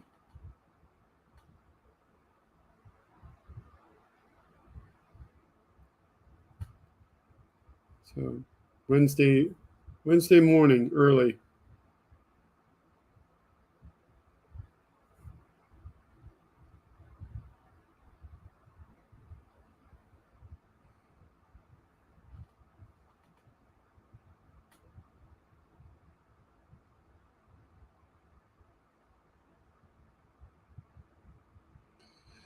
He'll have to edit that later. They're always changing these dates and times.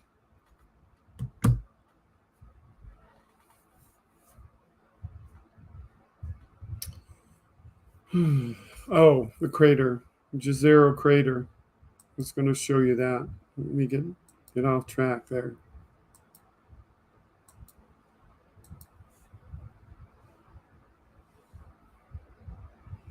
Scale that up.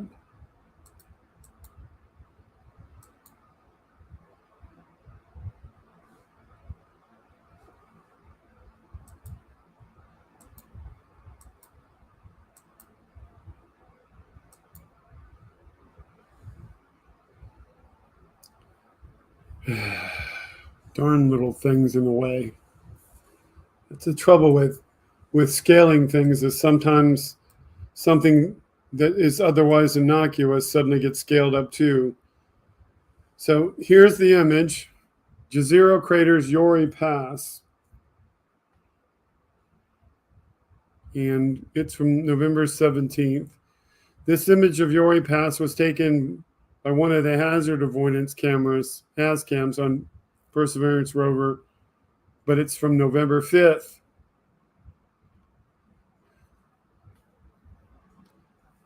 The feature at the base of the Jezero crater is sandstone, which is composed of fine grains that have been carried from elsewhere by water before settling and forming stone. The rover will take a rock core sample here.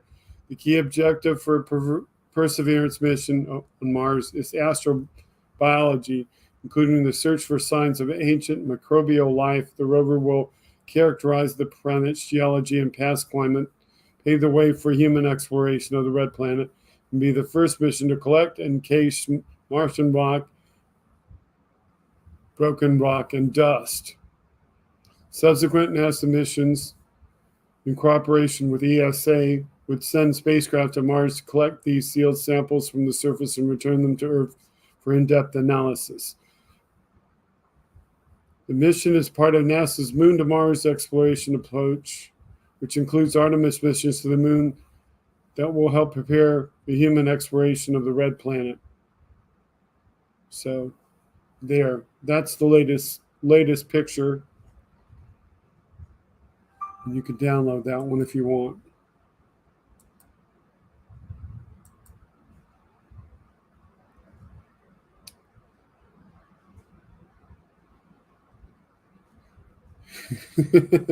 This one's a cute one from Andrea. Scale this up so we can see this good at home.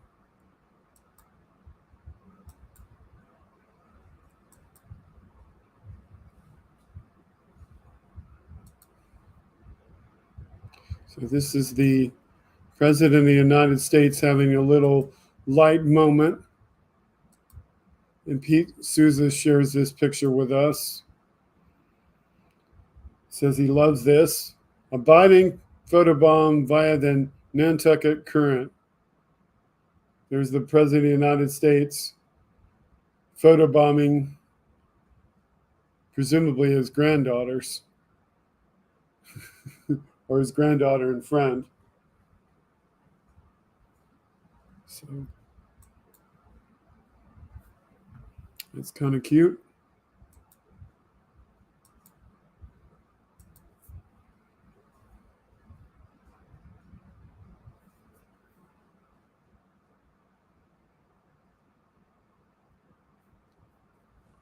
Andrea says you should see all the postings of people showing they voted in Georgia with their stickers. It's beautiful. Yes, I'm sure it is.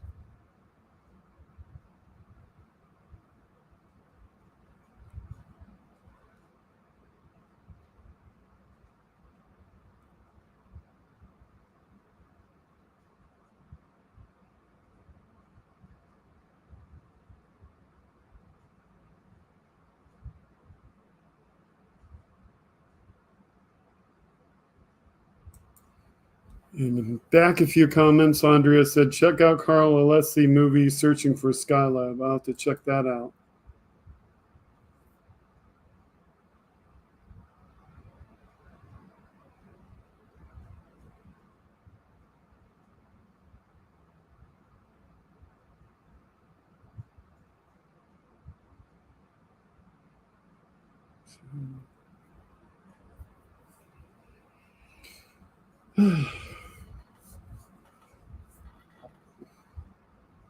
So, curiosity, like, what else do you want to talk about?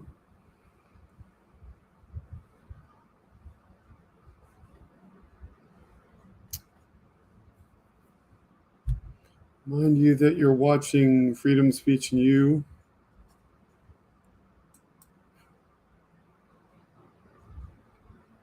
I don't know if that'll come up. It's slow. See, there's the other camera with me with the background.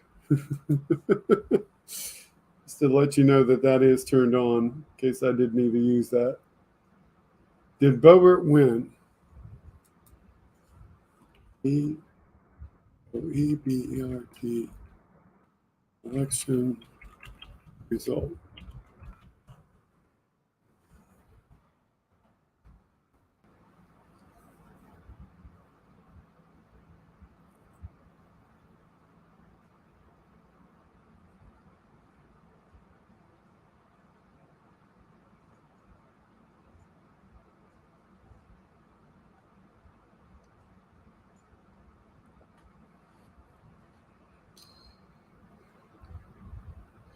Yes, she did, because with 99% of the vote in, Frisch conceded the race on the 18th. She had 50.1% to his 49.9%.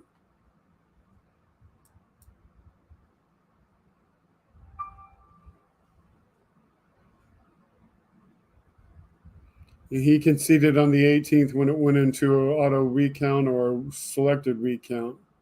So I could bring that up, but I don't really need to. And we have another thing from Andrea.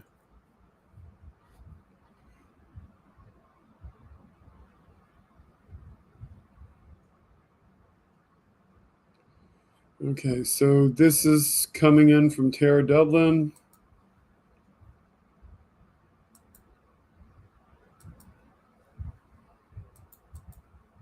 Via Andrea.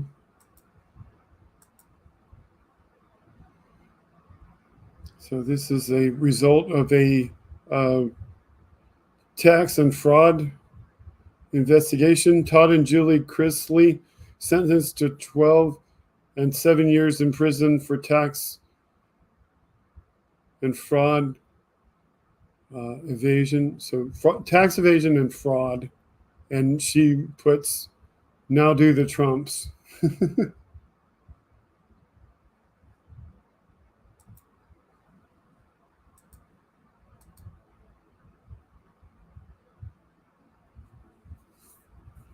Yeah, Sheki Bobo, you're alone on Twitch. Sorry about that.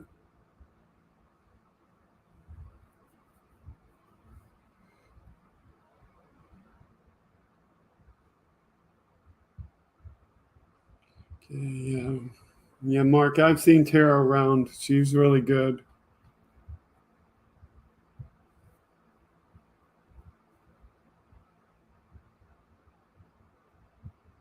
And yes, I said this too, that the guy running against Boebert conceded.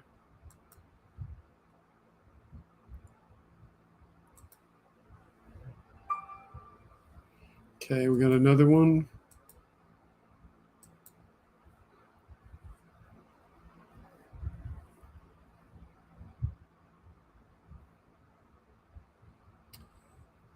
So this one is an interesting picture that is a good sign of marriage for this couple.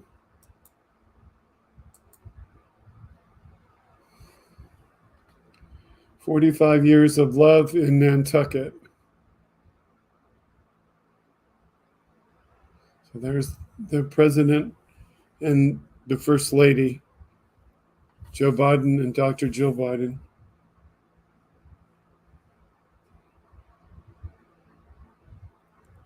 And that's something you would never see from the previous administration, is the first couple doing that.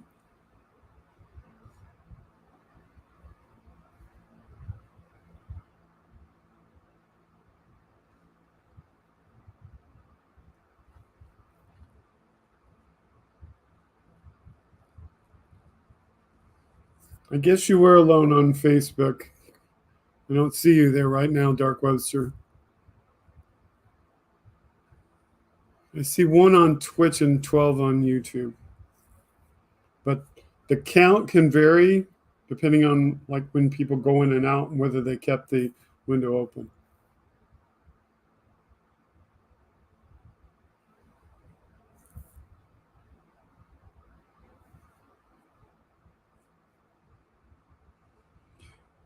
I am worried that this is what will happen with the Republicans.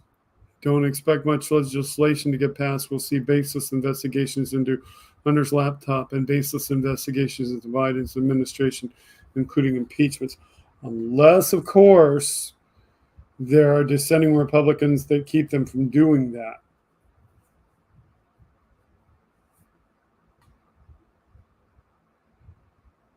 Webster says they can't impeach Uncle Joe on anything contained on Hunter's laptop.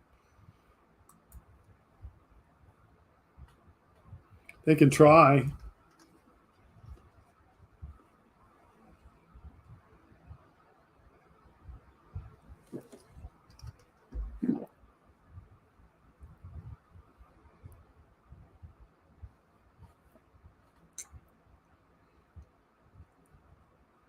And Wes says, I'm here.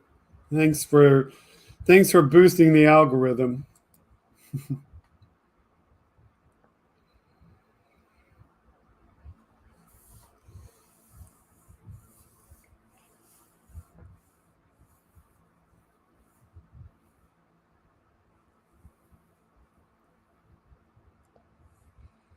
My piece says impeaching Fauci is absolutely ridiculous. Doesn't stop them from trying to do it, though.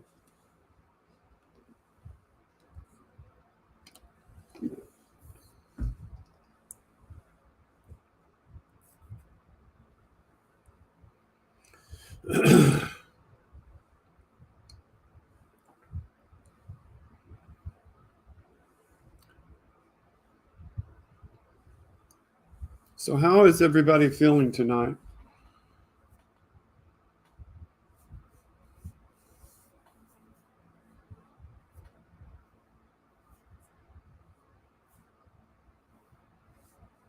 And in particularly, Benny Loco, how are you feeling? I hope you're feeling better, because you were feeling pretty messed up last week. So I hope you're feeling better.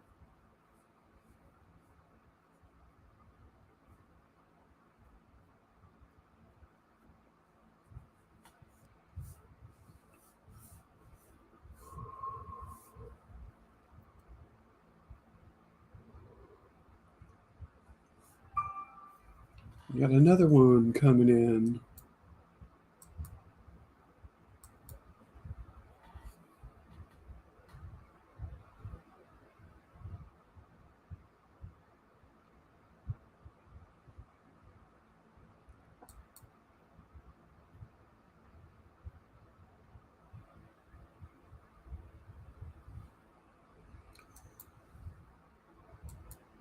Okay, so this one is a article that Andrea has brought to my attention.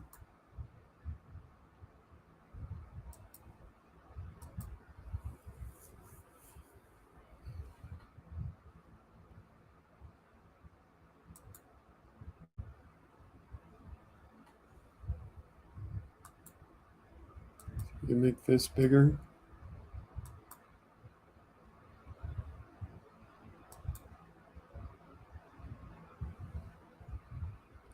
So the article in the Daily Cost says, whoops, Florida charity event featuring Melania Trump is canceled by state regulators. The article's by Agilus J. Penny Farthing for Community Contributors Team. It's Friday, March 4th, 2022. Melania Trump's flailing attempts to do good in the world, presumably to fulfill the bare minimum requirements of being a former First Lady, have always felt a little insincere. While in the White House, she launched a much ridiculed anti-bullying campaign, clumsily dubbed Be Best, even though by far her most effective anti-bullying tactic would have been tossing fillet of fishes at her husband's head 24/7 like he was a SeaWorld dolphin. That would have cut down on bullying in this country by about 90%. But while the anti-bullying campaign was clear public relations flip-flop, the third Mrs. Trump's performative do-gooding continues unabated, or rather it continues, one might say, haltingly. That's because as a Trump, she seems constantly institutionally incapable of doing anything that's like a normal human being, particularly when it comes to charity. And now Trump's latest charitable venture has gone in the ditch because of incompetence or shadiness or perhaps some other signature Trumpian quality, because the fundraiser that was planned for April of this year was called off. She had announced it in January, and the article goes on to say, considering how childless the Trump crime family is, I guess we should be relieved that would-be scholarships were reserved for actual children. So her earlier appearance this year was canceled. Okay.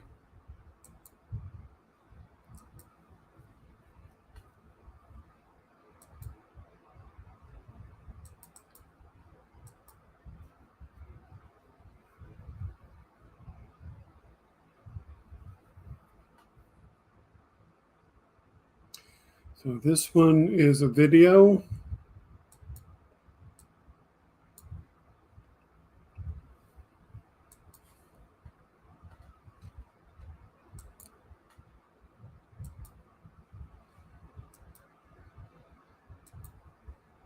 This is one is our former President Barack Obama, and he says, one of my favorite White House traditions was telling Thanksgiving jokes, which at least I thought were funny. Here's a look back at some of my favorites.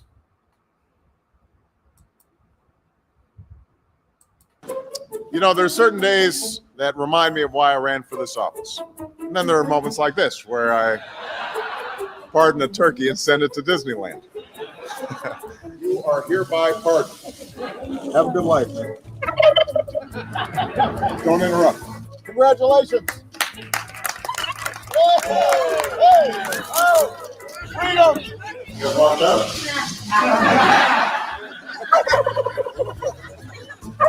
For the past 7 years, I've established another tradition, a cornucopia of dad jokes about turkeys.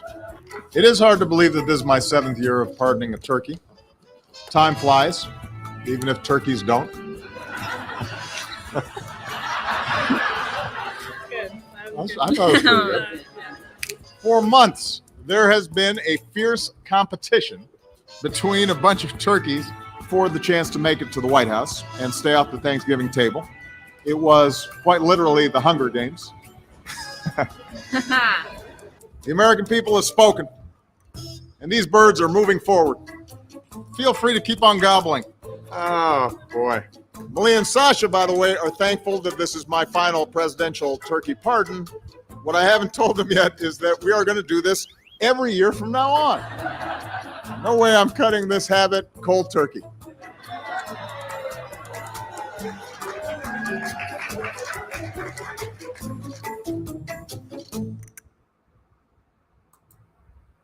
That was pretty cute. That was pretty cute.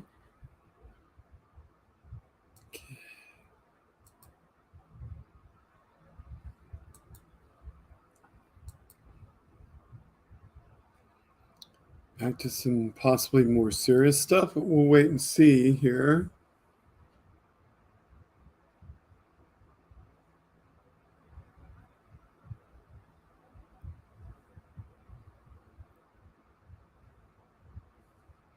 Okay, before I present this,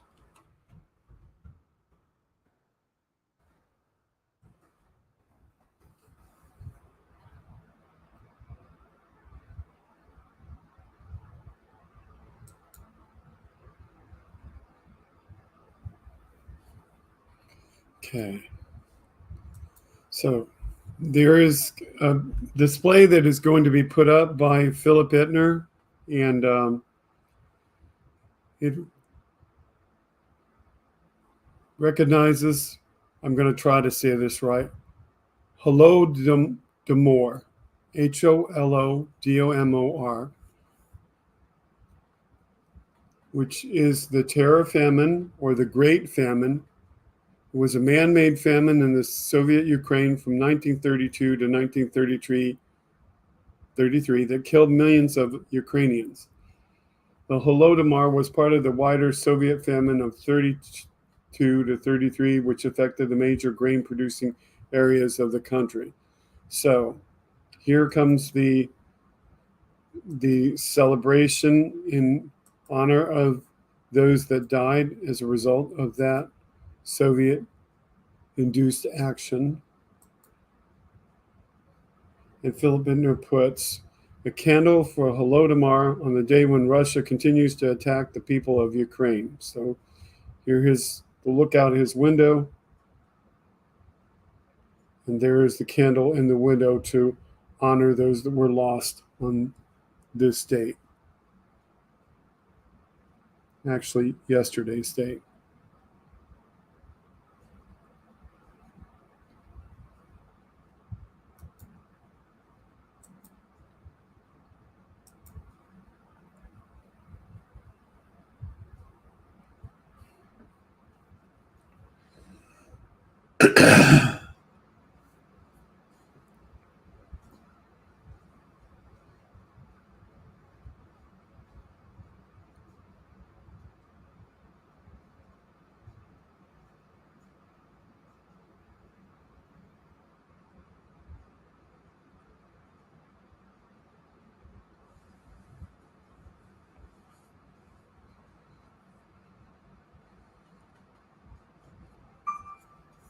Okay.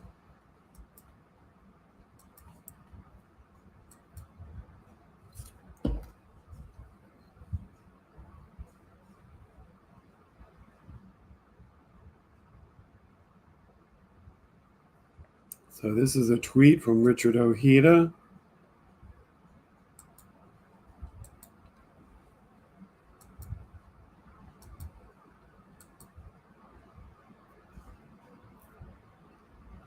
He says, if you really want to know, quote, who is better, end quote, just know that Barack Obama served food to the homeless on Thanksgiving while Trump had dinner with white nationalist Holocaust denier Nick Fuentes. There's nothing Trump can do that is better than President Barack Obama. Nothing. We wholly agree.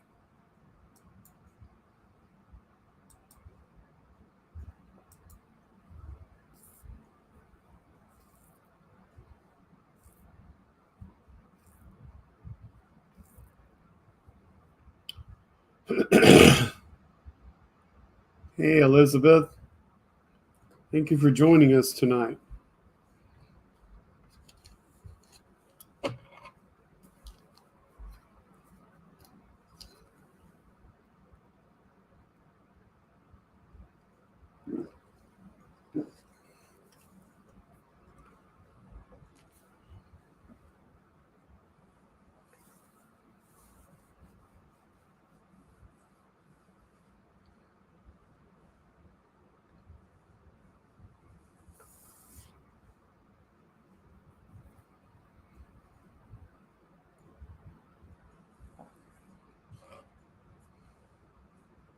They tell me that the major's on Facebook, but I don't know. I have to go to Facebook. Let me wander over to Facebook for a second and see if he's posted anything recently.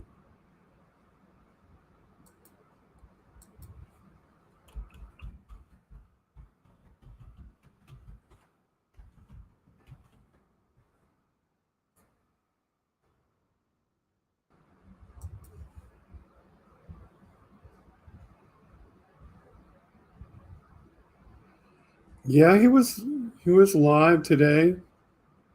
So he is on Facebook. And I had been told that he was on Facebook. So if you want to see Richard Ojeda, you have to go to Facebook because he is in the process of building his house. And so while he is building the house, my gut feeling tells me that he's only on mobile. And because he's on mobile, he's only on Facebook, because I don't believe that he is up on how to do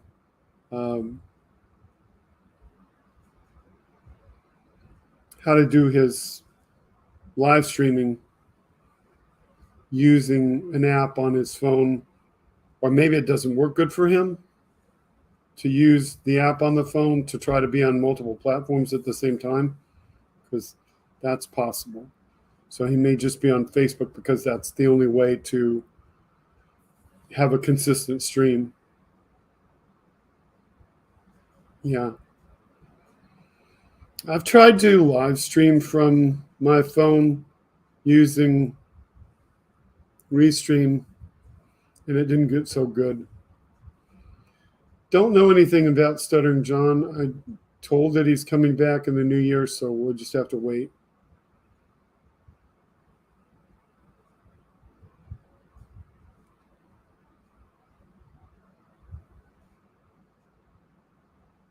So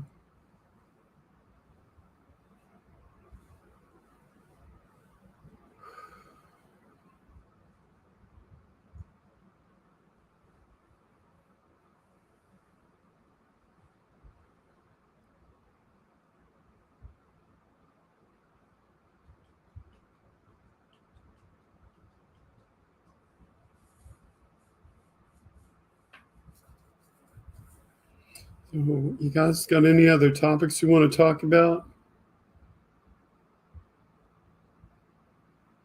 Lots of live streams now.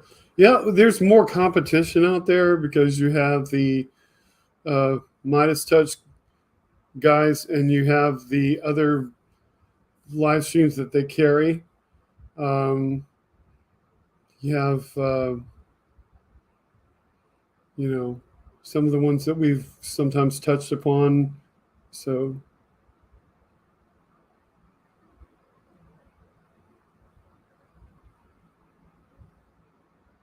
have you seen YouTube The Flashback?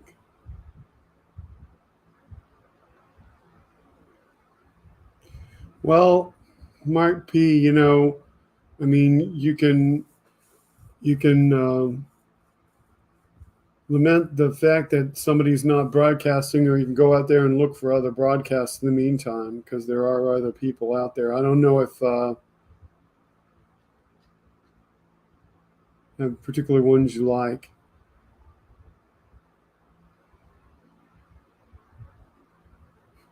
Shameless plugs for Benny Loco. Shameless plugs for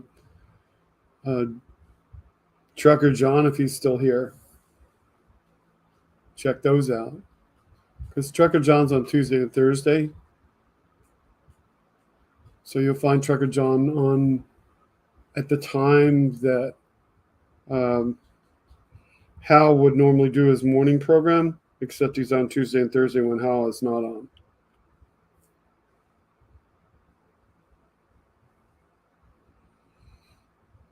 Yeah, I don't know. I mean, I don't know who else you could find out there.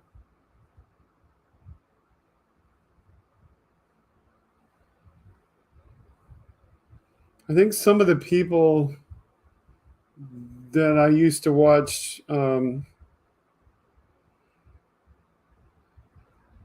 of the people that I used to watch when I was on Facebook, or they would draw me over to it. There was that guy that's on TYT. I can't remember his name.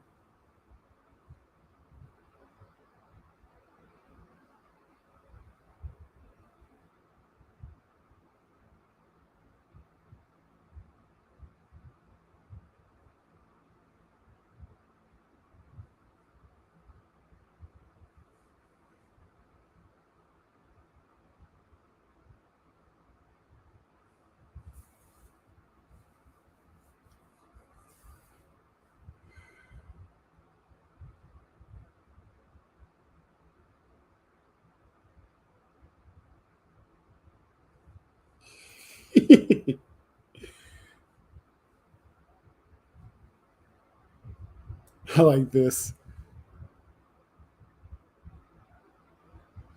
Yeah, go find those other podcasts, I guess. I don't know. I mean, people will come and people will go and people will come back, and you just have to wait and see.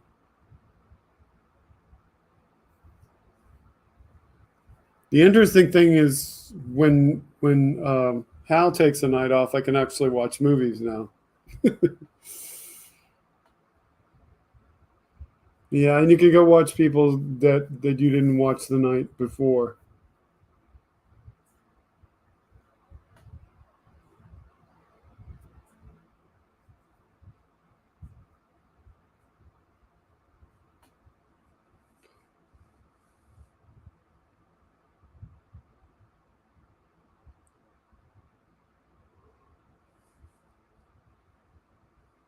Oh, thank you, Nick Rich.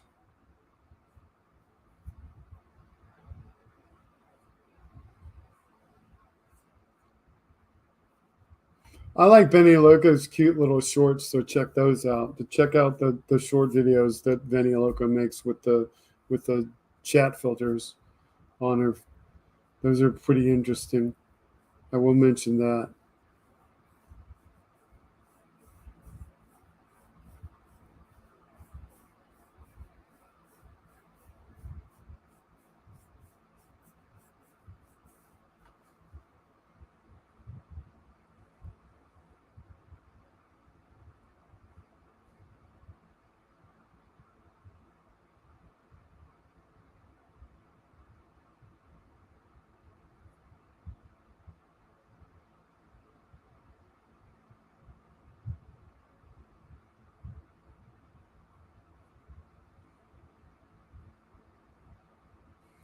Snapshots they do through COVID. Oh, that's interesting.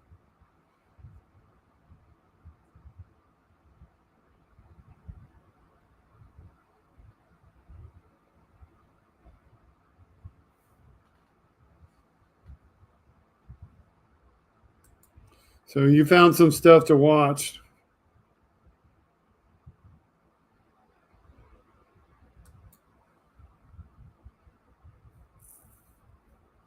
For anybody that wasn't here earlier,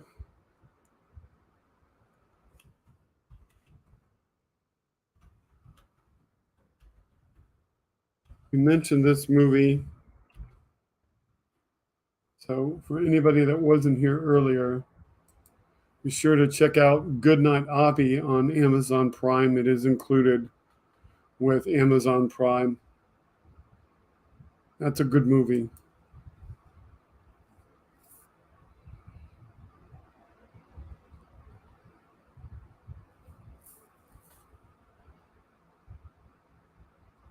Do I have hobbies that you may not be aware of?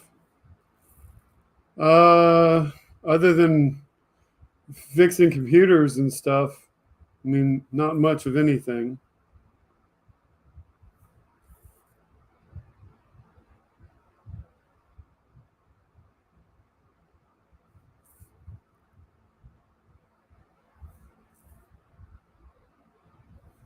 Andrea says she can't wait for the new Deadpool. I'm going to get teased.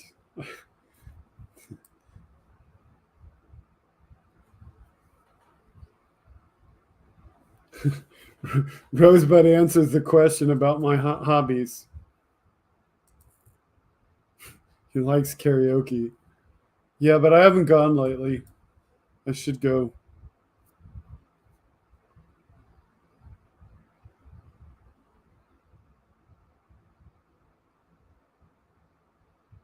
Am I a collector of anything? Music by Journey and anything related to Journey. Other than that, just music that I like. I would be a collector of space things if it wasn't so expensive. I should do a karaoke stream. Sometimes, whatever. I mean, occasionally. But the problem with karaoke stream is music licensing. What's my go-to song?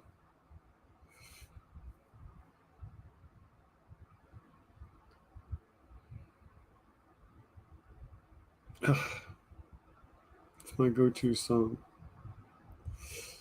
I've sung it before.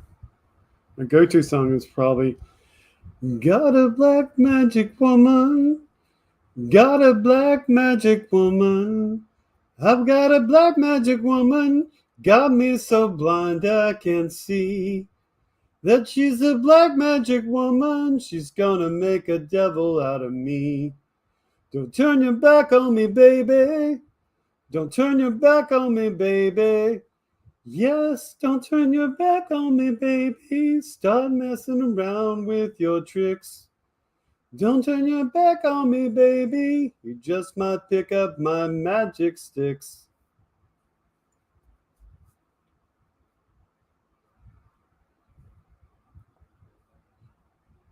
Your favorite Journey song is Anytime? Feeling that way?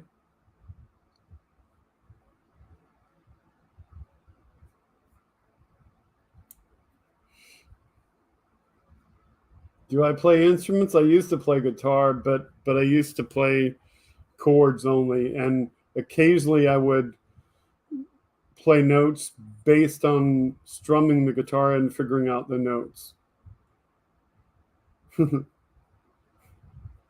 If I could turn back time. That is Santana, Wes. It's easier for me to do Greg Raleigh's voice, and Greg Raleigh was the lead singer of Santana when that song was recorded. Oops. Looks like we have an Amber Alert. Duval County, kidnapped child.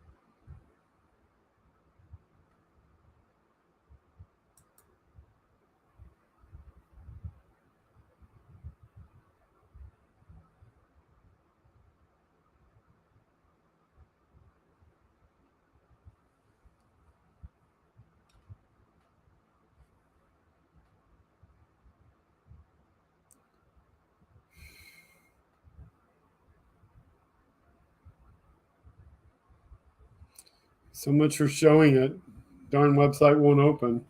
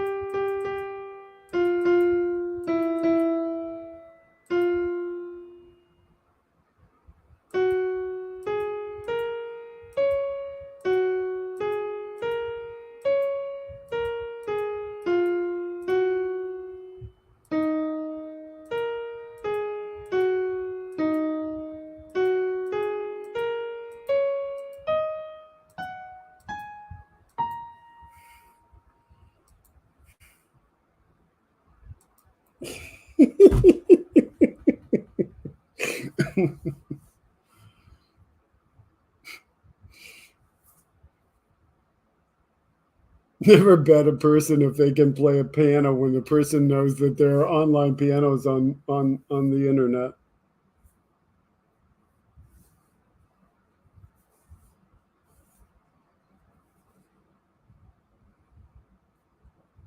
Hurry back, Aaron.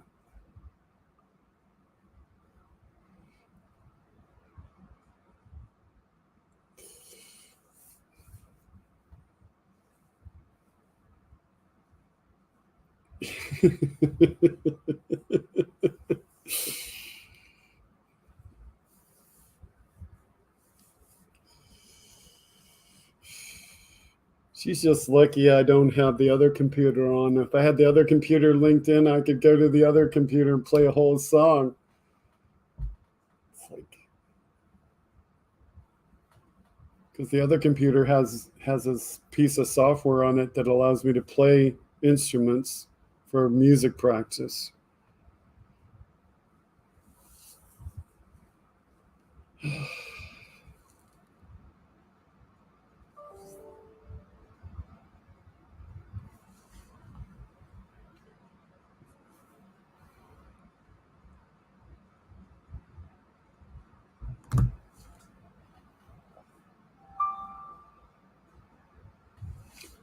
Another one.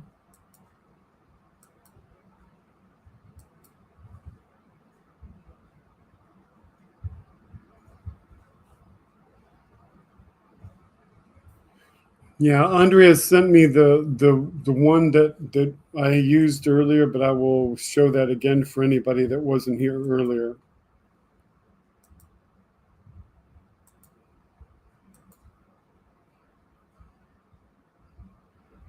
And this is in regards to Trump having a white supremacist dining at Mar-a-Lago and him also having Kanye West there. And Rob Reiner says, Donald Trump is the leader of the Republican Party. Donald Trump embraces white supremacy. The dog whistles are all gone. The Republican Party is the party of racism and anti-Semitism. They own it. Absolutely agree with that.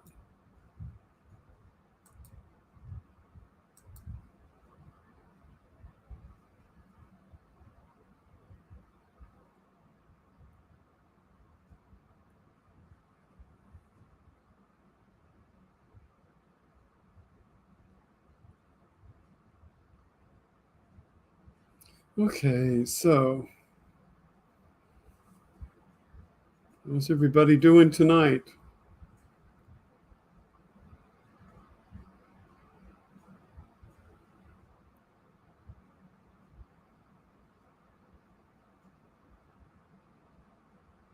Yes, unfortunately, Rosebud, they are proud of it. They're proud of this racism, nationalism that they support.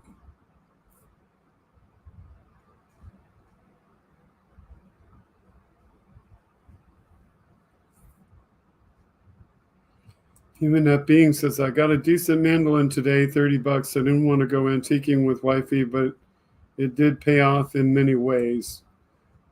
And continues, I'm glad I got to brag about it same day.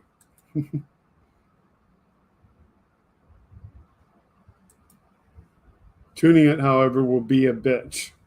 Yes. Okay, we have another one.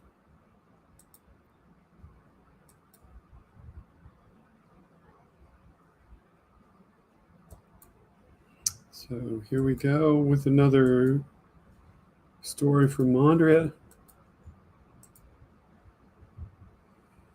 Ted Cruz goes, why do these companies oppose free speech? They should tell us explicitly, not simply act as silent enforcers of woke capitalism. So this is his take on that same list that we showed earlier, which this MAGA collected.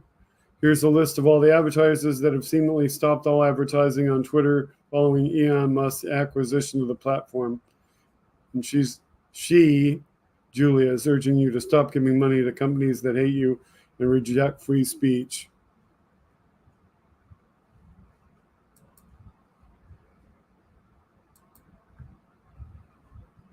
Welcome back, Aaron.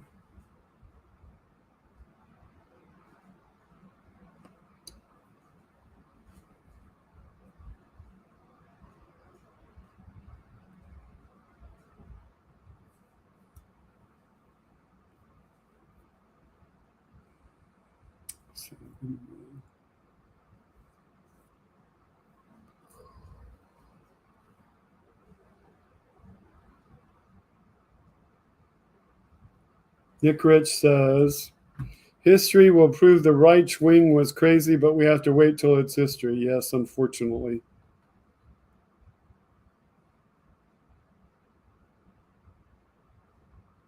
Hey, welcome, Templeton.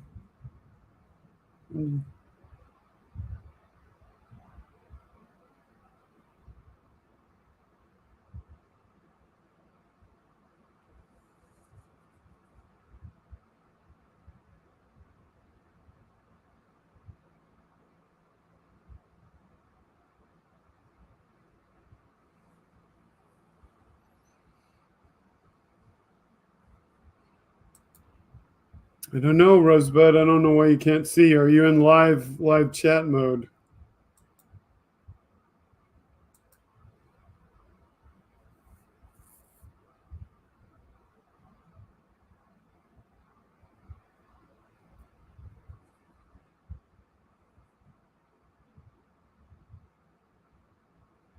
That's okay, Trucker John. We know you got to work.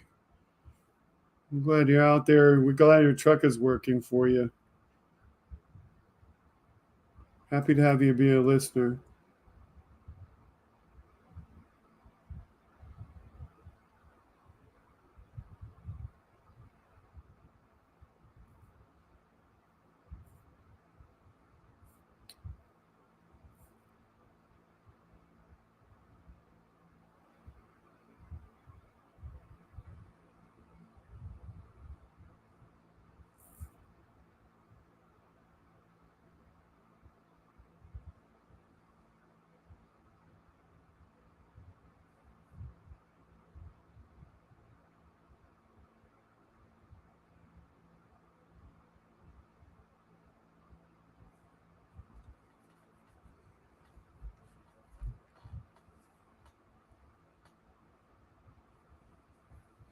So,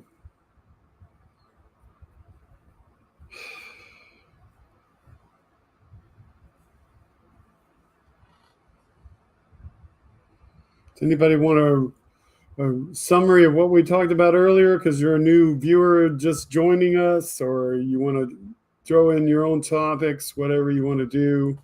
Obviously, give us a like, share the stream with others.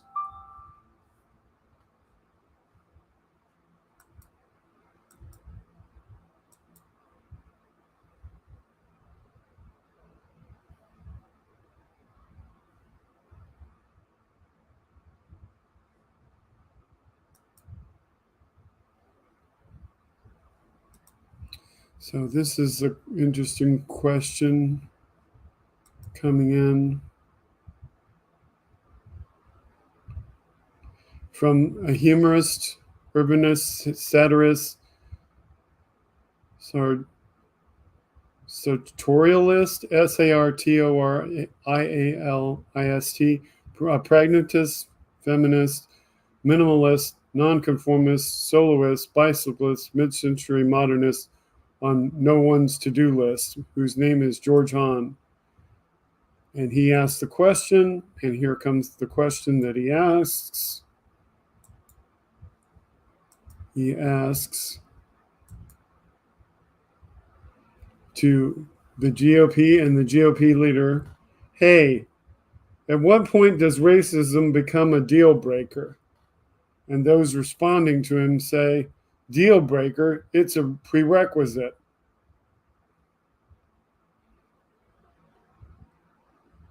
This one says, honestly, I think it's been the opposite since Nixon. It It wasn't just spoken of in polite company. This one responds, when their margins are as thin as theirs, there are no deal breakers. This one says, condemning white nationalists anti-Semites should be the easiest thing for any American politician to do, just saying. It's a quote supposedly from Andrew Weinstein. Let's not pretend they care about racism. They don't feel anything other than desire for power and control. Is that ever true? Score one from Misha. At no point, George, there's no point when there's too much for them. The rest already says, deal breaker, that's their whole marketing strategy. Kathy Q says, with the GOP, pretty sure it would be never. Marty says, I'll take a guess it's when it starts to affect their donors. Cryptoscope says those donors are not too different from the base. Just look at their super PACs. Dennis Parody Herring says, I feel like that's a temperature Miss McConnell takes every day. Mary Shapiro says, I wish you didn't even have to ask that question. It's truly amazing and sickening that they feel comfortable enough to let their racism become commonplace. Vote Warnock says, when they start losing money. Anthony says, when it's no longer profitable. Lacey says, or JC says, for whom? Jeff Feinberg says it's a feature, not a deal breaker.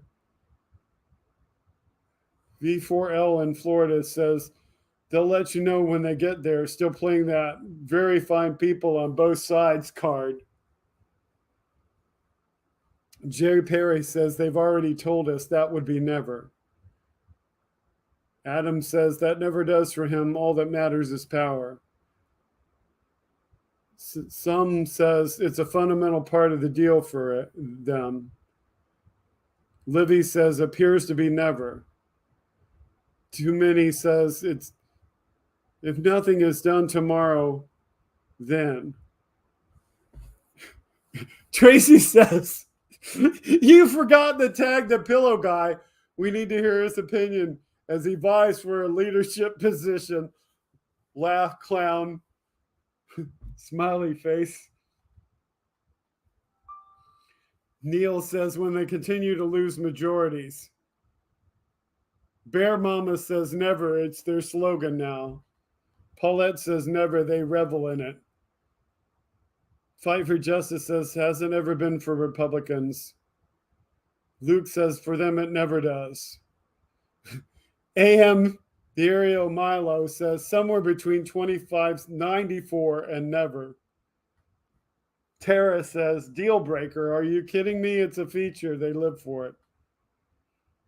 Anagram Man says, I hope you're okay with being disappointed, George. Joanne Brown says, it doesn't. That's what drives them.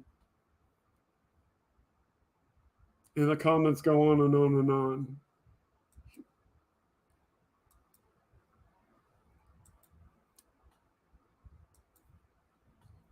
So here's another one from Andrea.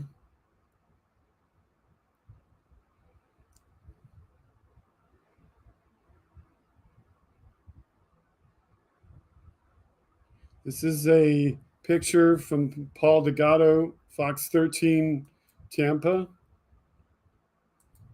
So this is a weather story.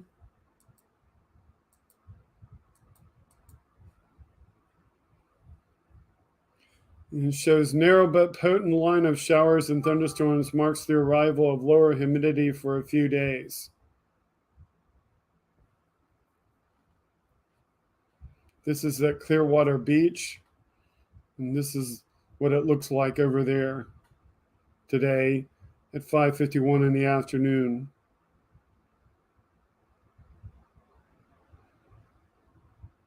That's an interesting picture.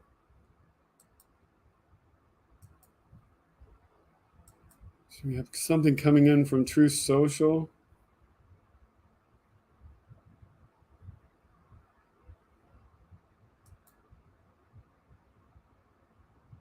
This is from Jack Cocciarella, Gen Z activist, Democratic digital strategist for the Florida Democratic Party. And it says,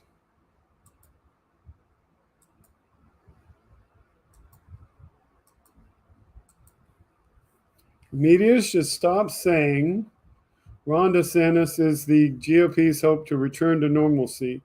There's nothing normal about the bigoted fascist governor of Florida.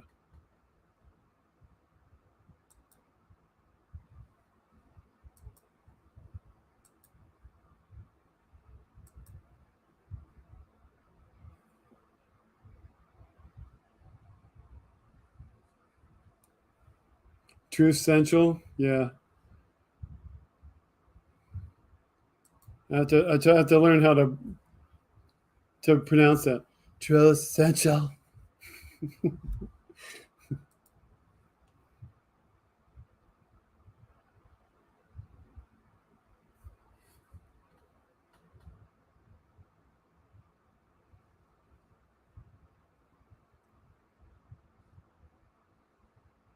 Nick Rich says his weather is about normal except for the amount of precipitation. I think you said you were in Florida, right?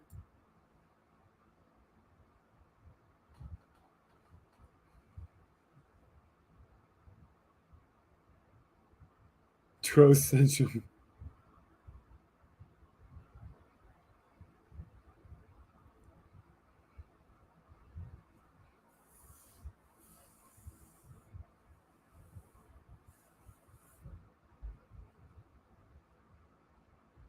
It's the funny things that Donald Trump says where he slurs words that he should get right. It's like,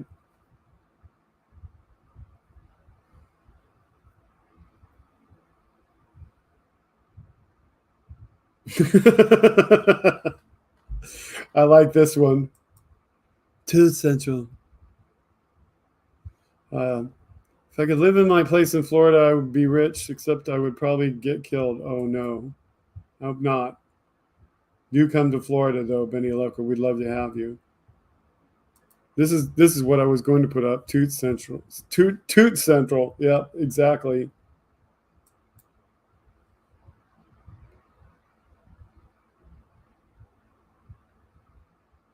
Oh, you're in Toronto.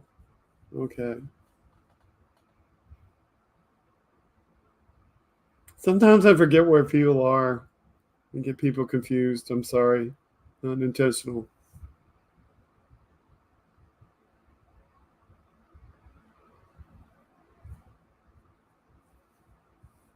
Certain times of the year, though, you might find people that you're used to seeing in Toronto here, so I don't know what the current exchange rate is. This one has Andrea cracking up, so this must be good.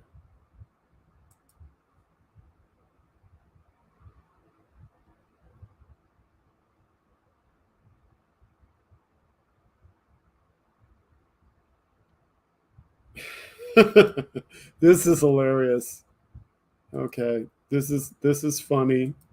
It's a meme.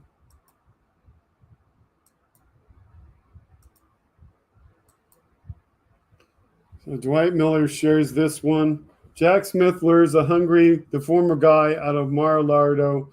The rest is history. You see Trump coming around the corner, and Jack Smith is holding a hamburger in his hand. In fact, it's a Big Mac. I wonder what Trump calls a Big Mac. Wonder if he just calls it a bigger hamburger. I want a bigger hamburger.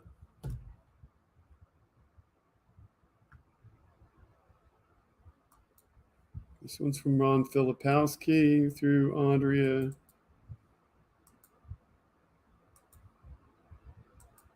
Ron Filipowski says, I'm starting to think she might not concede. And he quotes a tweet by Carrie Lake.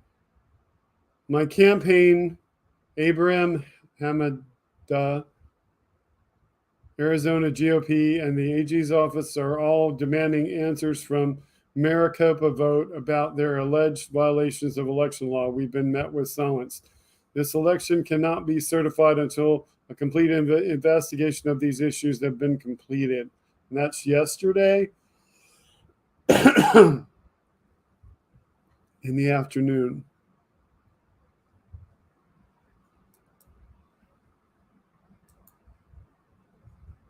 So she's going to try to keep going. I like that one. I thought he doesn't eat anything but fish delights from McDonald's. And Benny Loco says, a Mac Royal.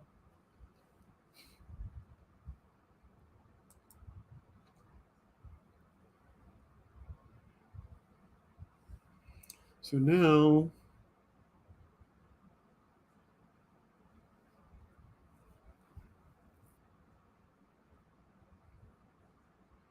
STIG Prod, Stigprod, or however you say your name.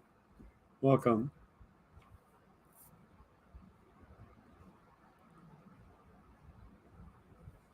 Mark P says, what violations? How about carry light and lighten the rest of us? Hi, Stig.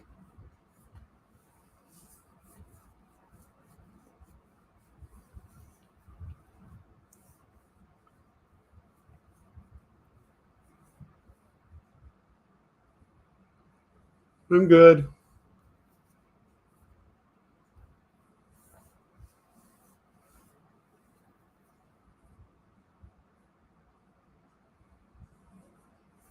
Benny Loco says Carrie Lake is a violation.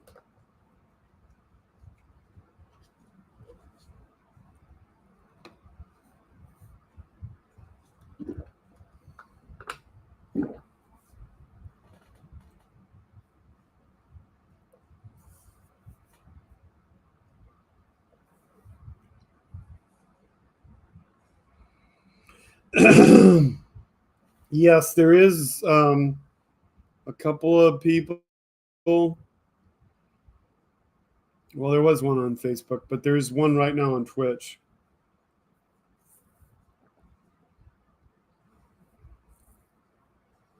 So we do have one viewer on Twitch. Stig is out there.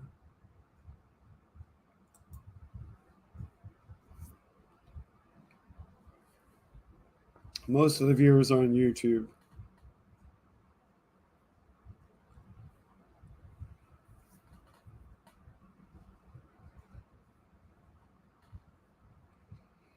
Human asks, how much election denial will Lake dish out for us to endure before she figures out that election denial is why she lost? Exactly.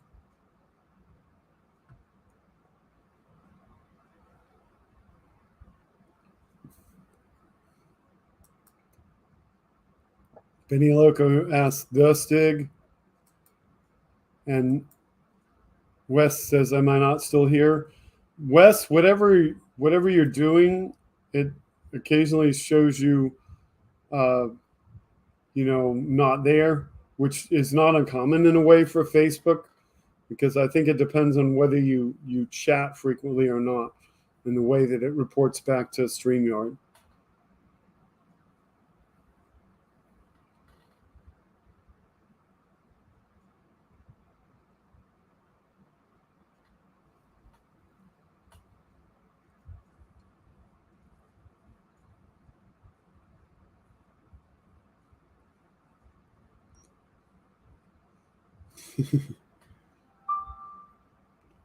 Another one from Andrea.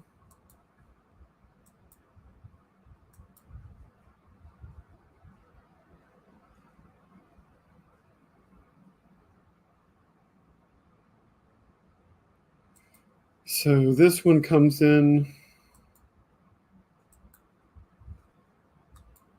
Not really sure why, but the fourth largest city in America is under a boil water notice.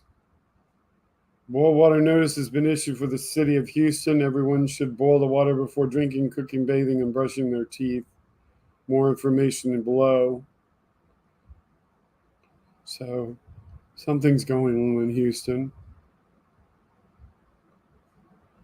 And they reply showing Ted Cruz getting out of town.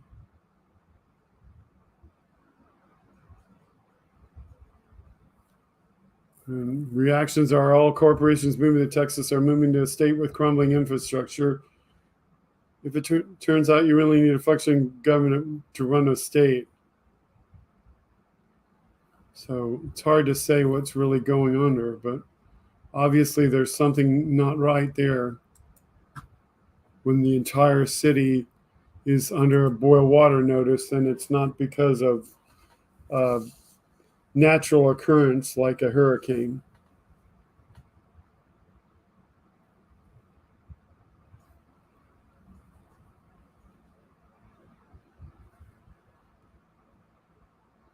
Good night, Nick Rich. Thank you for spending the rest of your battery here. See you tomorrow on the usual show.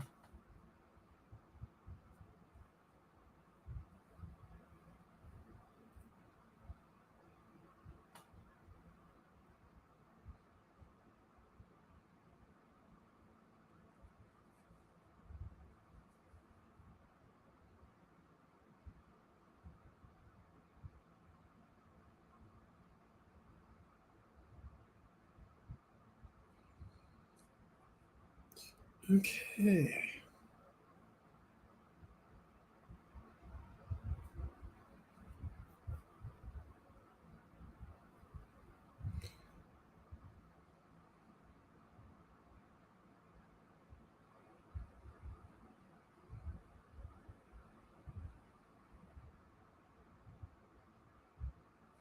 So I've almost been here about 3 hours, and I've done the topics that I want to do. Andrea has been throwing me some really great topics to fill in the time. And I'm looking at wanting to go just because I've been here for 3 hours. So what say you all? Should we come back next week? Oh, Andrea threw in another one. Yeah, this is a topic I forgot to cover. Thank you, Andrea. See, that's what's good about having a very good producer for your show, is that they will make sure that you get all of the topics that you should cover in. So Viola Davis tweets, "She was everything to me when Fame came out. It shifted all who dreamed of being an artist. Irene's talent was mesmerizing. Her being a black girl was the icing. She influenced an entire generation. Gone way too soon. Rest in peace. So grateful for your presence on this earth." And we have a video. But if you don't know, Irene Cara died and she was 63 years of age. Irene Cara from the movie Fame.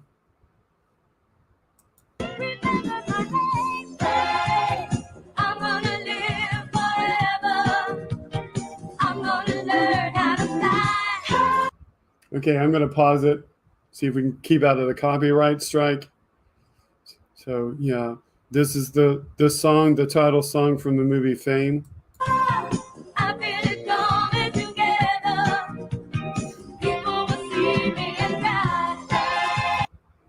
So this was very, very important movie of its time.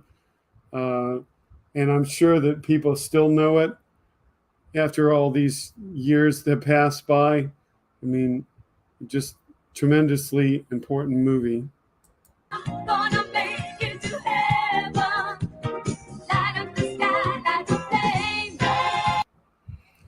Personally, you know, if you believe in heaven, you believe that she's headed there because of what she did for people. And if you don't, just hope that she makes it there anyway.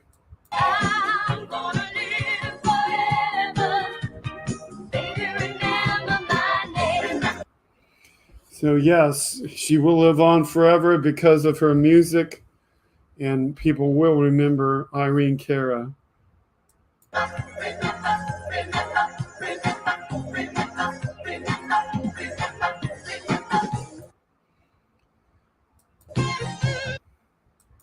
So, yeah, we honor Irene Cara.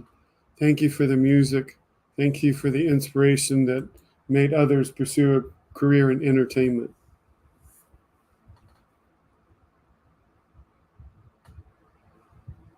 And she was on the TV show, yes, Fame. I don't remember how long that was on. Fame TV show.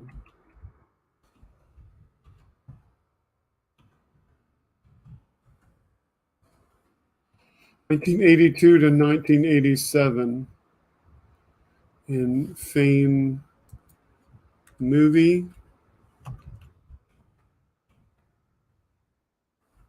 1980.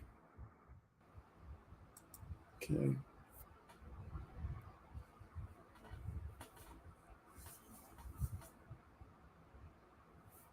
You wanted to go to the School of the Performing Arts in New York City, but it wasn't in the cards. You still have the talent, Benny Loco, though. We see you sing and stuff, so yes.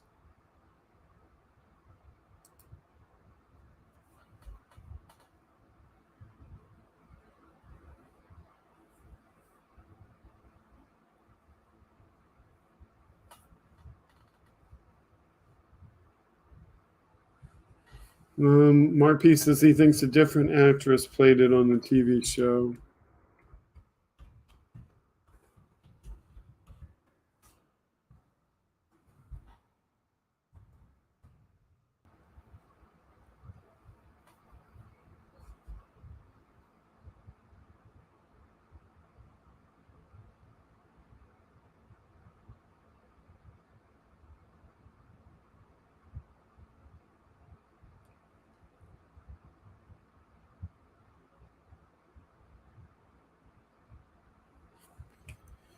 Okay, I'm not putting it up on here though.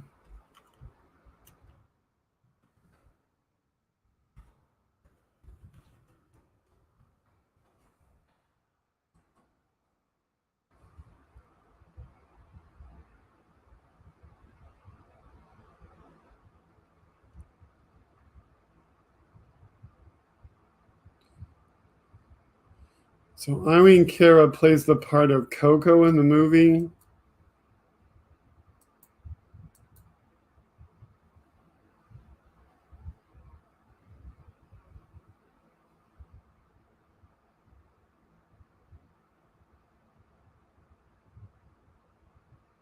I don't see her on the cast of the TV show, so I think the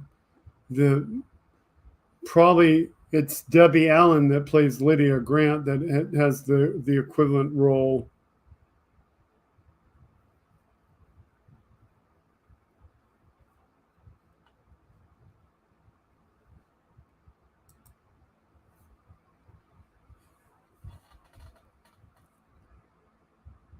Marp says, I confess to be a watcher of the TV show.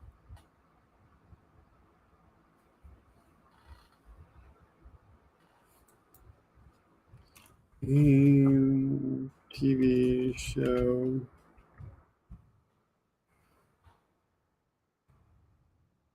TV show. Do do do do do do do do do do do do.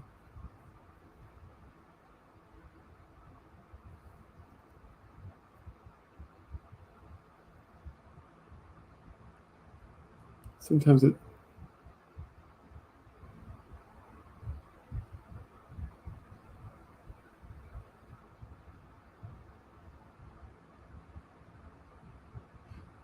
If I looked it up on Wikipedia instead of IMDb, it would tell me what night it aired on, and I would know why I didn't watch it.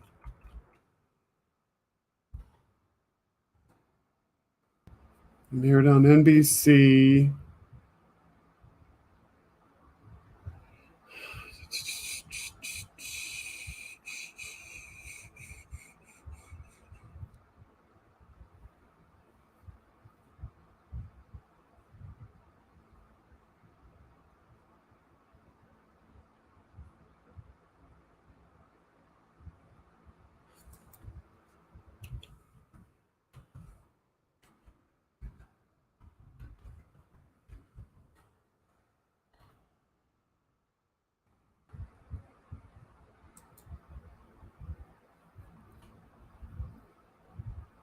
Thursday night show.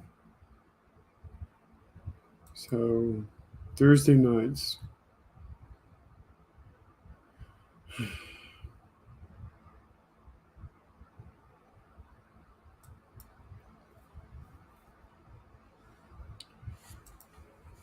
Thursday night TV in 1982 USA.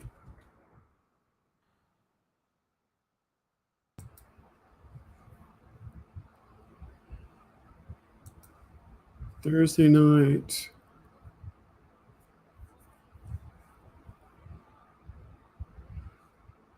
Magnum PI. I was probably either watching Magnum PI or I was watching Joni Loves Chachi with my family. Competing shows.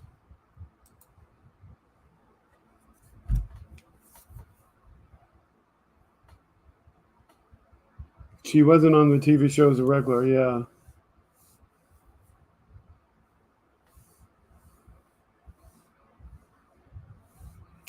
Yeah, that's conceivable.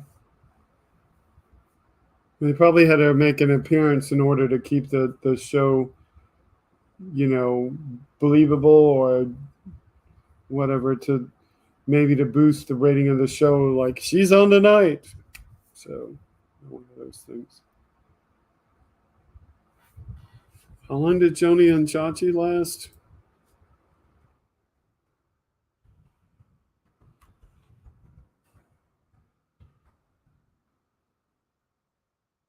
Lasted 2 seasons.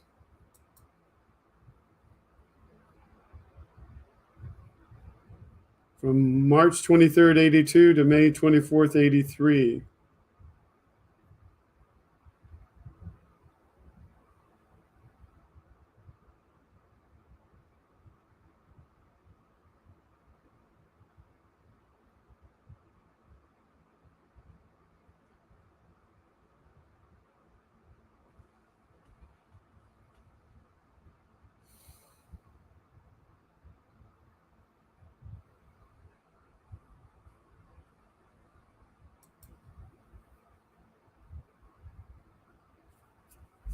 You had to be a big fan of Happy Days, and I guess you have to like brunettes. I like brunettes.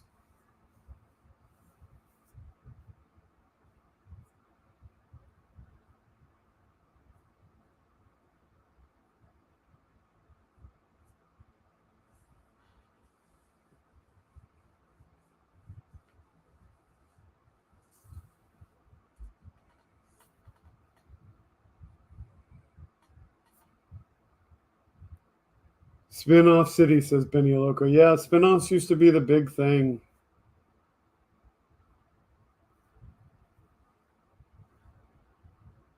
Spin-offs and shows that were knockoffs of other shows.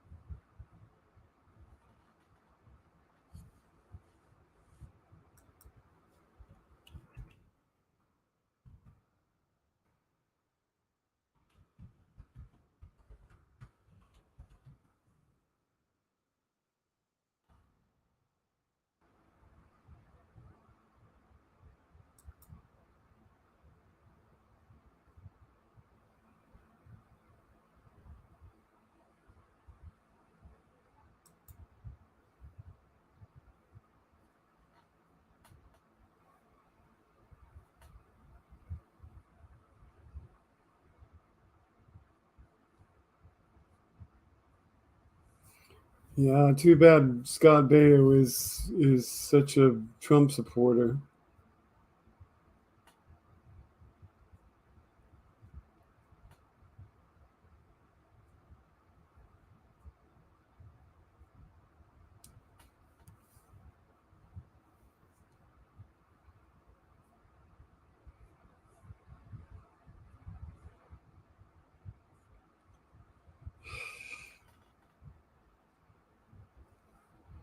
This was always an interesting show.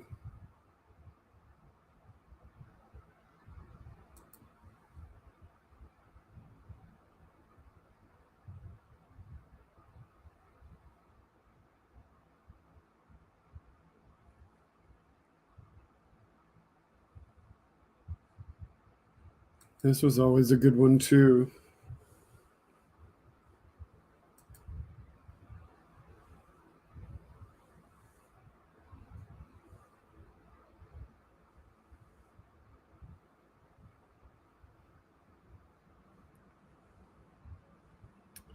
Now the question is, do you know which movie spawned this? And do you also know where the actors that played Richie and Marion were also seen? So what movie spawned Happy Days? And the second question is, what common reoccurring video short had those two actors that played Richie and Mrs. in it?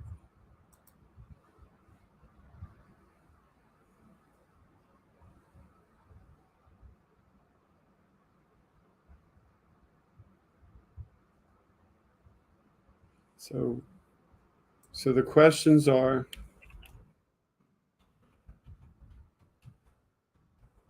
which movie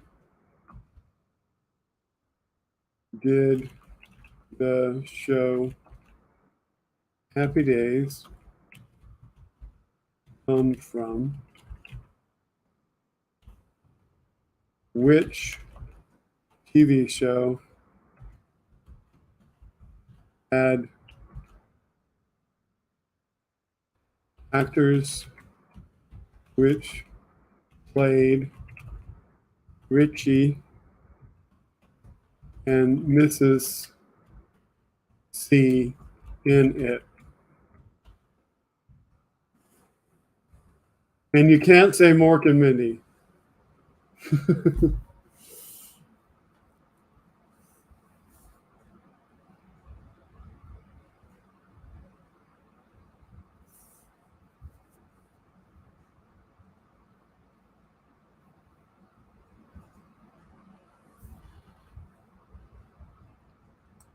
So that's the questions.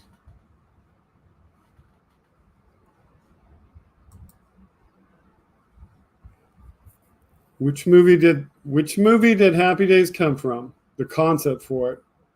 And which TV show, which is not connected with the movie, did the actors Richie and Mrs. C appear in?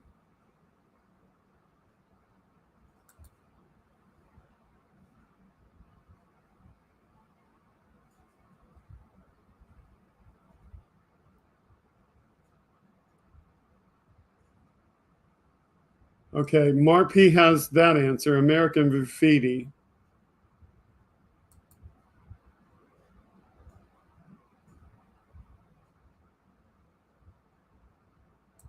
And Wes Webb got the other one. Those two actors were seen in an episode of Love American Style.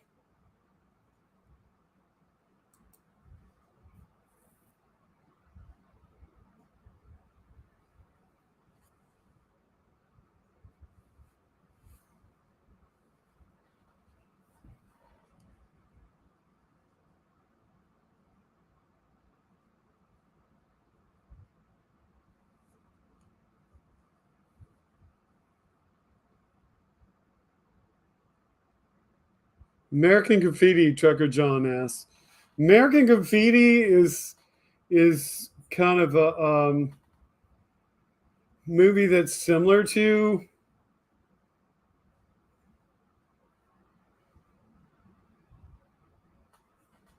let's see, American Graffiti.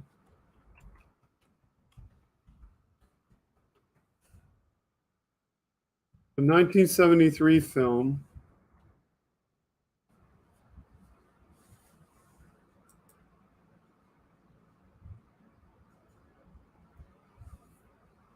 It's a movie by George Lucas.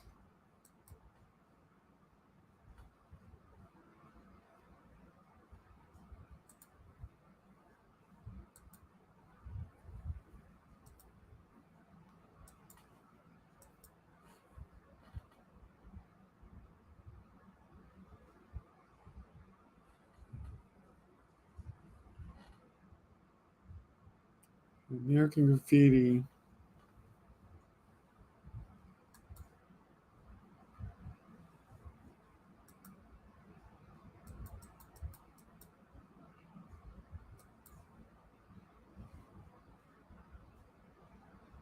And it's kind of, in a way, weird because it's a movie about the 60s.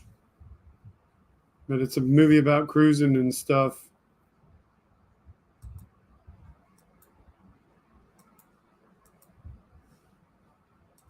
So yeah, it's weird that they got that.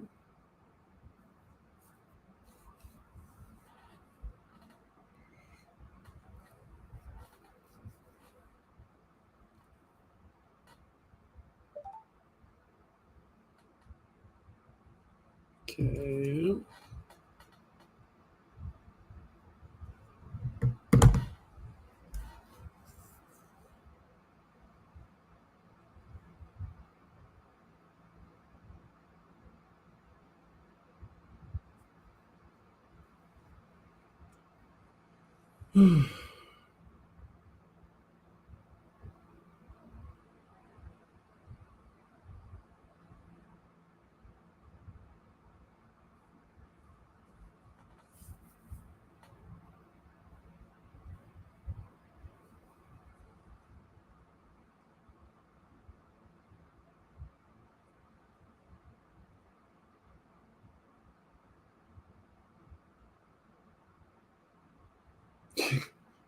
This is an interesting question for me.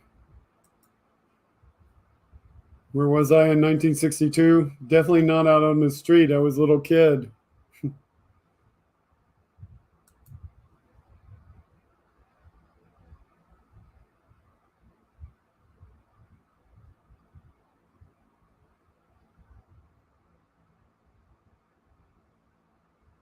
This is interesting. Didn't know that. Your mom played in a movie with Richard Dreyfuss, the extra walking down the street. Dreyfuss put her in a scene.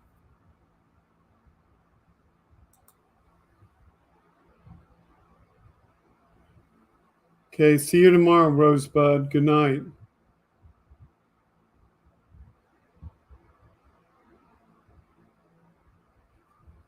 Casper says, the American shows I remember on British TV were Cheers, Frasier, Laverne and Shirley, and your mom watched Cagney and Lacey.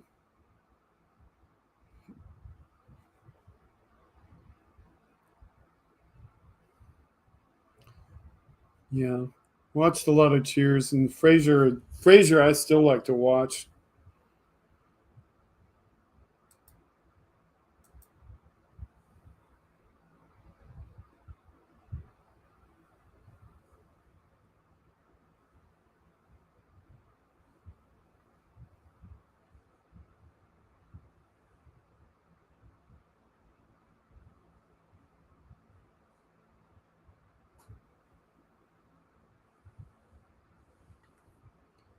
Okay.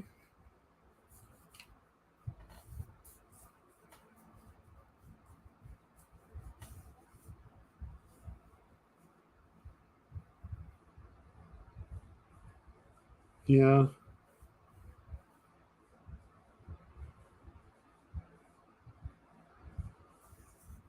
There was a voice there too, Trucker John, Wolfman Jack.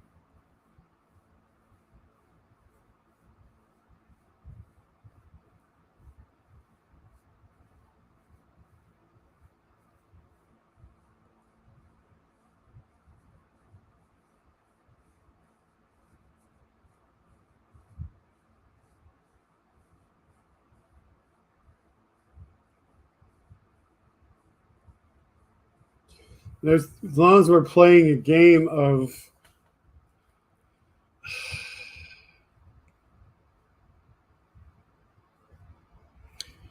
of questions about things. What short-lived show from 1980 did Wolfman Jack guest star in which he played a DJ who was asked to show a radio station to a guy who wasn't really a human, but looked like a human? So which show from 1980 did Wolfman Jack appear in where he was playing the part of a DJ? I'll give you another hint. The episode takes place on Halloween.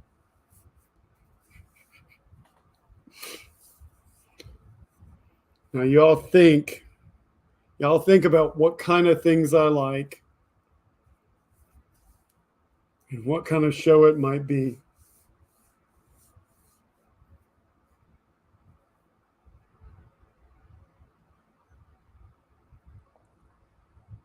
So you have to think 1980.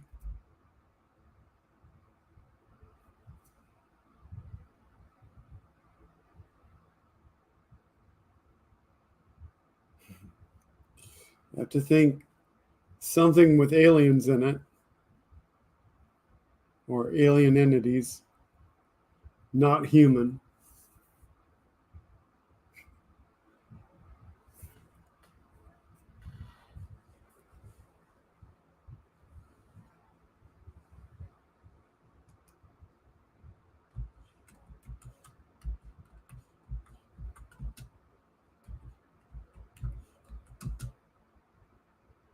Not Elf.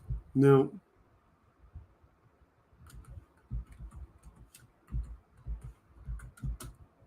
Think lesser known than Alf, because Alf lasted longer.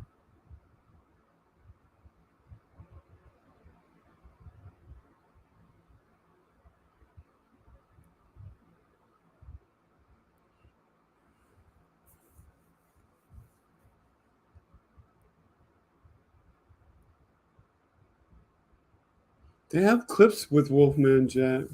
Wasn't Twilight Zone? No. Think Rare. You probably won't even know the title. The title is a disambiguation of another title show, and it was a recreation of the show.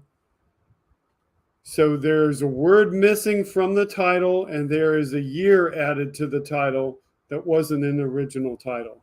Not Mork and Mindy either. I'm going to stump you. I'm going to stump you.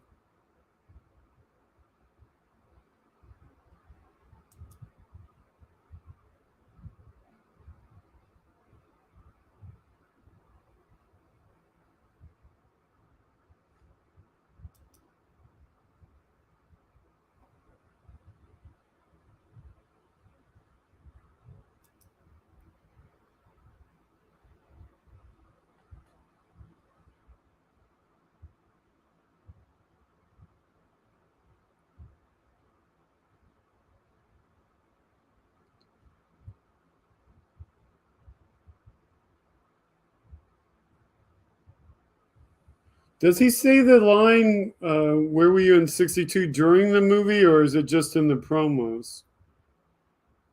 Because the videos that I'm seeing of the Wolfman Jack stuff is just the scene from the movie itself.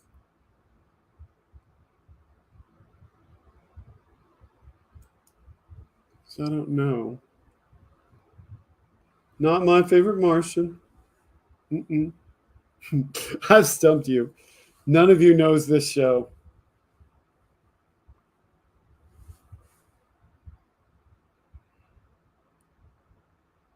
Not Third Rock from the Sun. It's newer. Okay, more hints. It's a spin-off of a show. One of the words is missing from the original show title. So the original show title was 2 words. The second word is still there, but a year is added to differentiate it from the original show. The other thing about this show is the show was on, the show came back in a different form. The title got changed. And the show also has a remake in the modern era. So that's the other hint about the show. And the remake is probably more successful than the original show, and definitely more successful than the title I'm looking for. And it was on Sci-Fi in replay form, and predominantly the original episodes played on Sci-Fi, and the remake was on Sci-Fi. But seeing the show and seeing the title I'm actually talking about is extremely rare. No, not Dark Shadows. The next hint is for the original show, whose title was 2 words. And for the show title I'm looking for, there was only one common actor. Yeah, there you go, Mark P. Mark P wins. Galactica 1980. I was just about to give you another clue. Yes. Wolfman Jack was on Galactica 1980. He's in the episode that aired of Galactica 1980 where the Cylons actually reached the Earth. And the Cylon human tricks him into revealing to him where the transmitter is located. And the original show is Battlestar Galactica. And even though the creator of Battlestar Galactica, Glenn Larson, did not like Galactica 1980, nor did he have anything to do with it,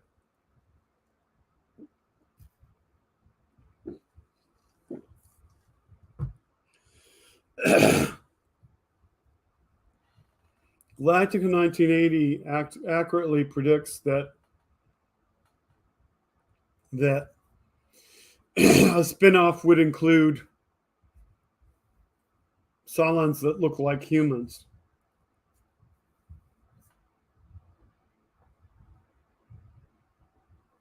Yeah, the reimagined Battlestar Galactica is really good.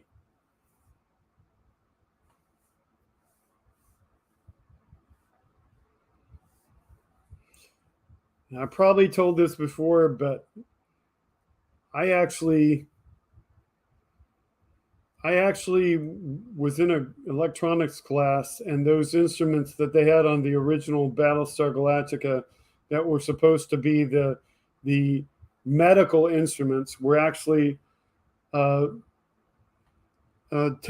5000 series electronic instruments. And I actually, in my electronics class, used those same kind of instruments to learn electronics on. So that was always a big thing for me, is like I'm using the actual instruments that they used in the show.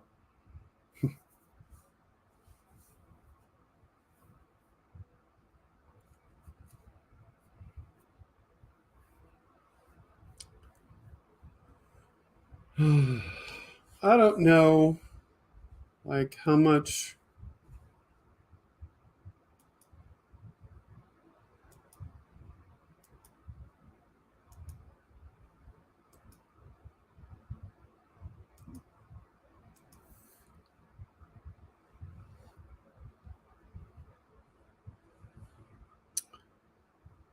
you had to be big into electronics and stuff and all of that sort of thing to really like Battlestar Galactica. It was not as popular as Star Trek, and for most it's considered a ripoff of Star Wars. So where's my play button? Why is that? Why did my play button disappear? Have a popsicle. The icebox just broke down. They're melting all over the place. You want one? No, thanks. Listen, Have a popsicle. are you the wolf man? No, man, I'm not the wolf man. Wait a minute.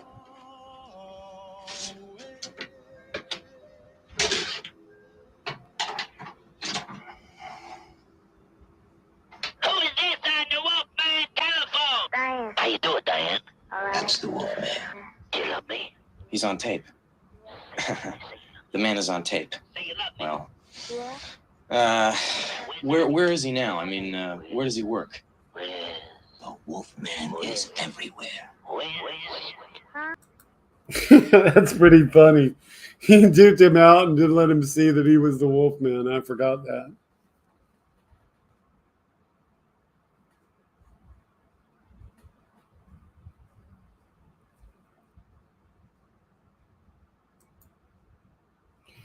In the original show, the phones were wired and it wasn't totally explained, but in the remake show of Battlestar Galactica, their phones are wired. And in the remake show, it is explained why the Galactica has that older technology. It was an older ship. It was decommissioned. It wasn't supposed to be out in space, but it was reactivated. So in the remake of the show, they're decommissioning the Galactica at the start of the show, and then they find out that the Cylons that had gone away and had signed a treaty to not attack Earth anymore had come back. And in the remake, it's explained that the Cylons were actually human technology. They were artificial intelligence. And they decided to try to get rid of the humans because they didn't like being abused. And so that is totally different, because in the first they don't really explain why the Cylons are attacking, because in the original, the Cylons are a race of computerized people. It's almost like they're Daleks from Doctor Who. Now, when you see Caprica, the prequel, you could also still convince yourself that they are possibly like the Daleks. But, it just depends. But it really was a good, well-developed concept by the time 2003 came along, and a lot more was put into it. But the technology that existed in 1978, I mean, you could tell, that it was humans in the costumes when you look at it. But the wired phones are supposed to be harder for them to hack because what happens in the initial attack is that all of the technology on all the other battle stars is easily taken down because it's all wireless. And the Cylons attack the wireless systems on the other battle stars and take them over, and they break in through the wireless systems, and so yeah, the Cylons are successful because of everything being wireless. But the Galactica, because it's an older ship, doesn't have that technology on board, and so it's never upgraded, and it never is susceptible.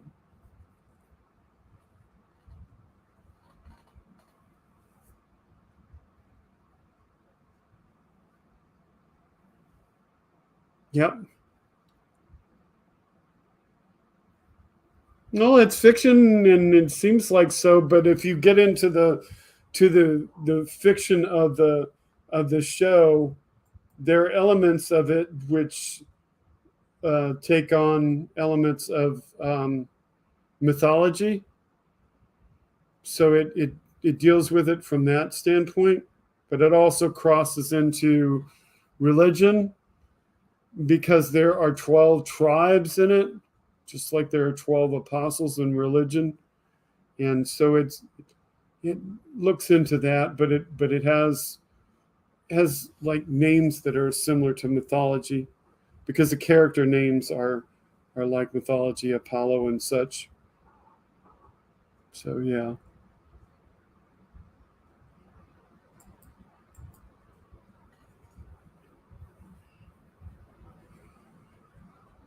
Just an interesting show. I mean, another of science fiction shows that are very interesting, but it has different interesting concepts, and it kind of, it's an allegory of sorts where it gets into other topics and it's trying to teach humans to better coexist.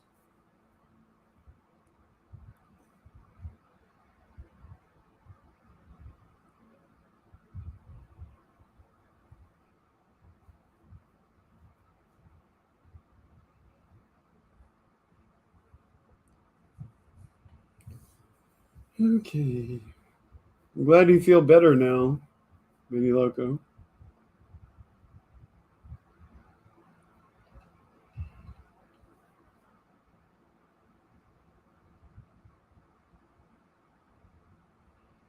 Which one are you talking about? The new show? I would think you're talking about the newer show.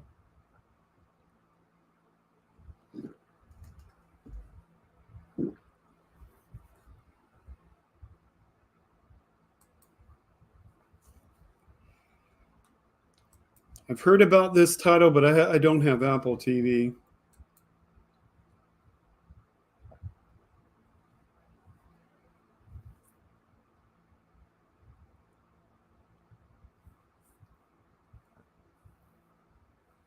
And there's one on Netflix, huh?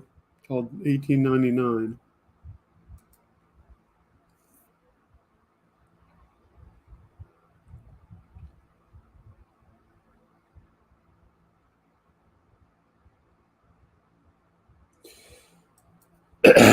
Yeah, I think you've brought this up before, Marpy.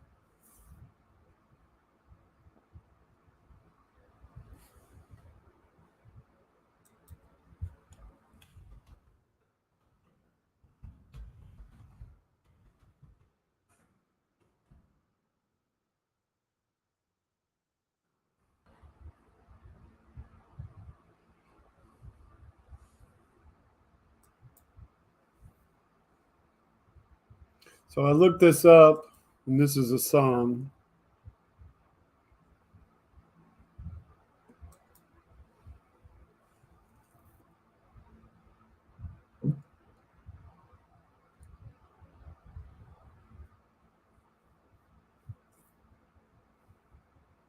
Good night, Casper.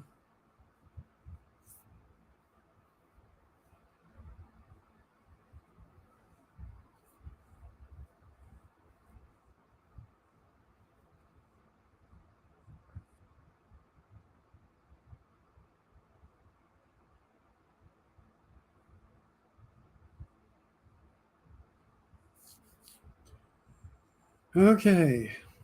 Well, I've been here for over 3.5 hours, so I'm ready to wind this up.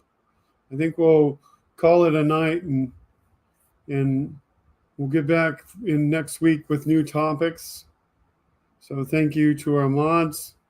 Thank you to Andrea for all of the suggestions and links. And y'all have a good week. We'll see you here again on Sunday night, okay?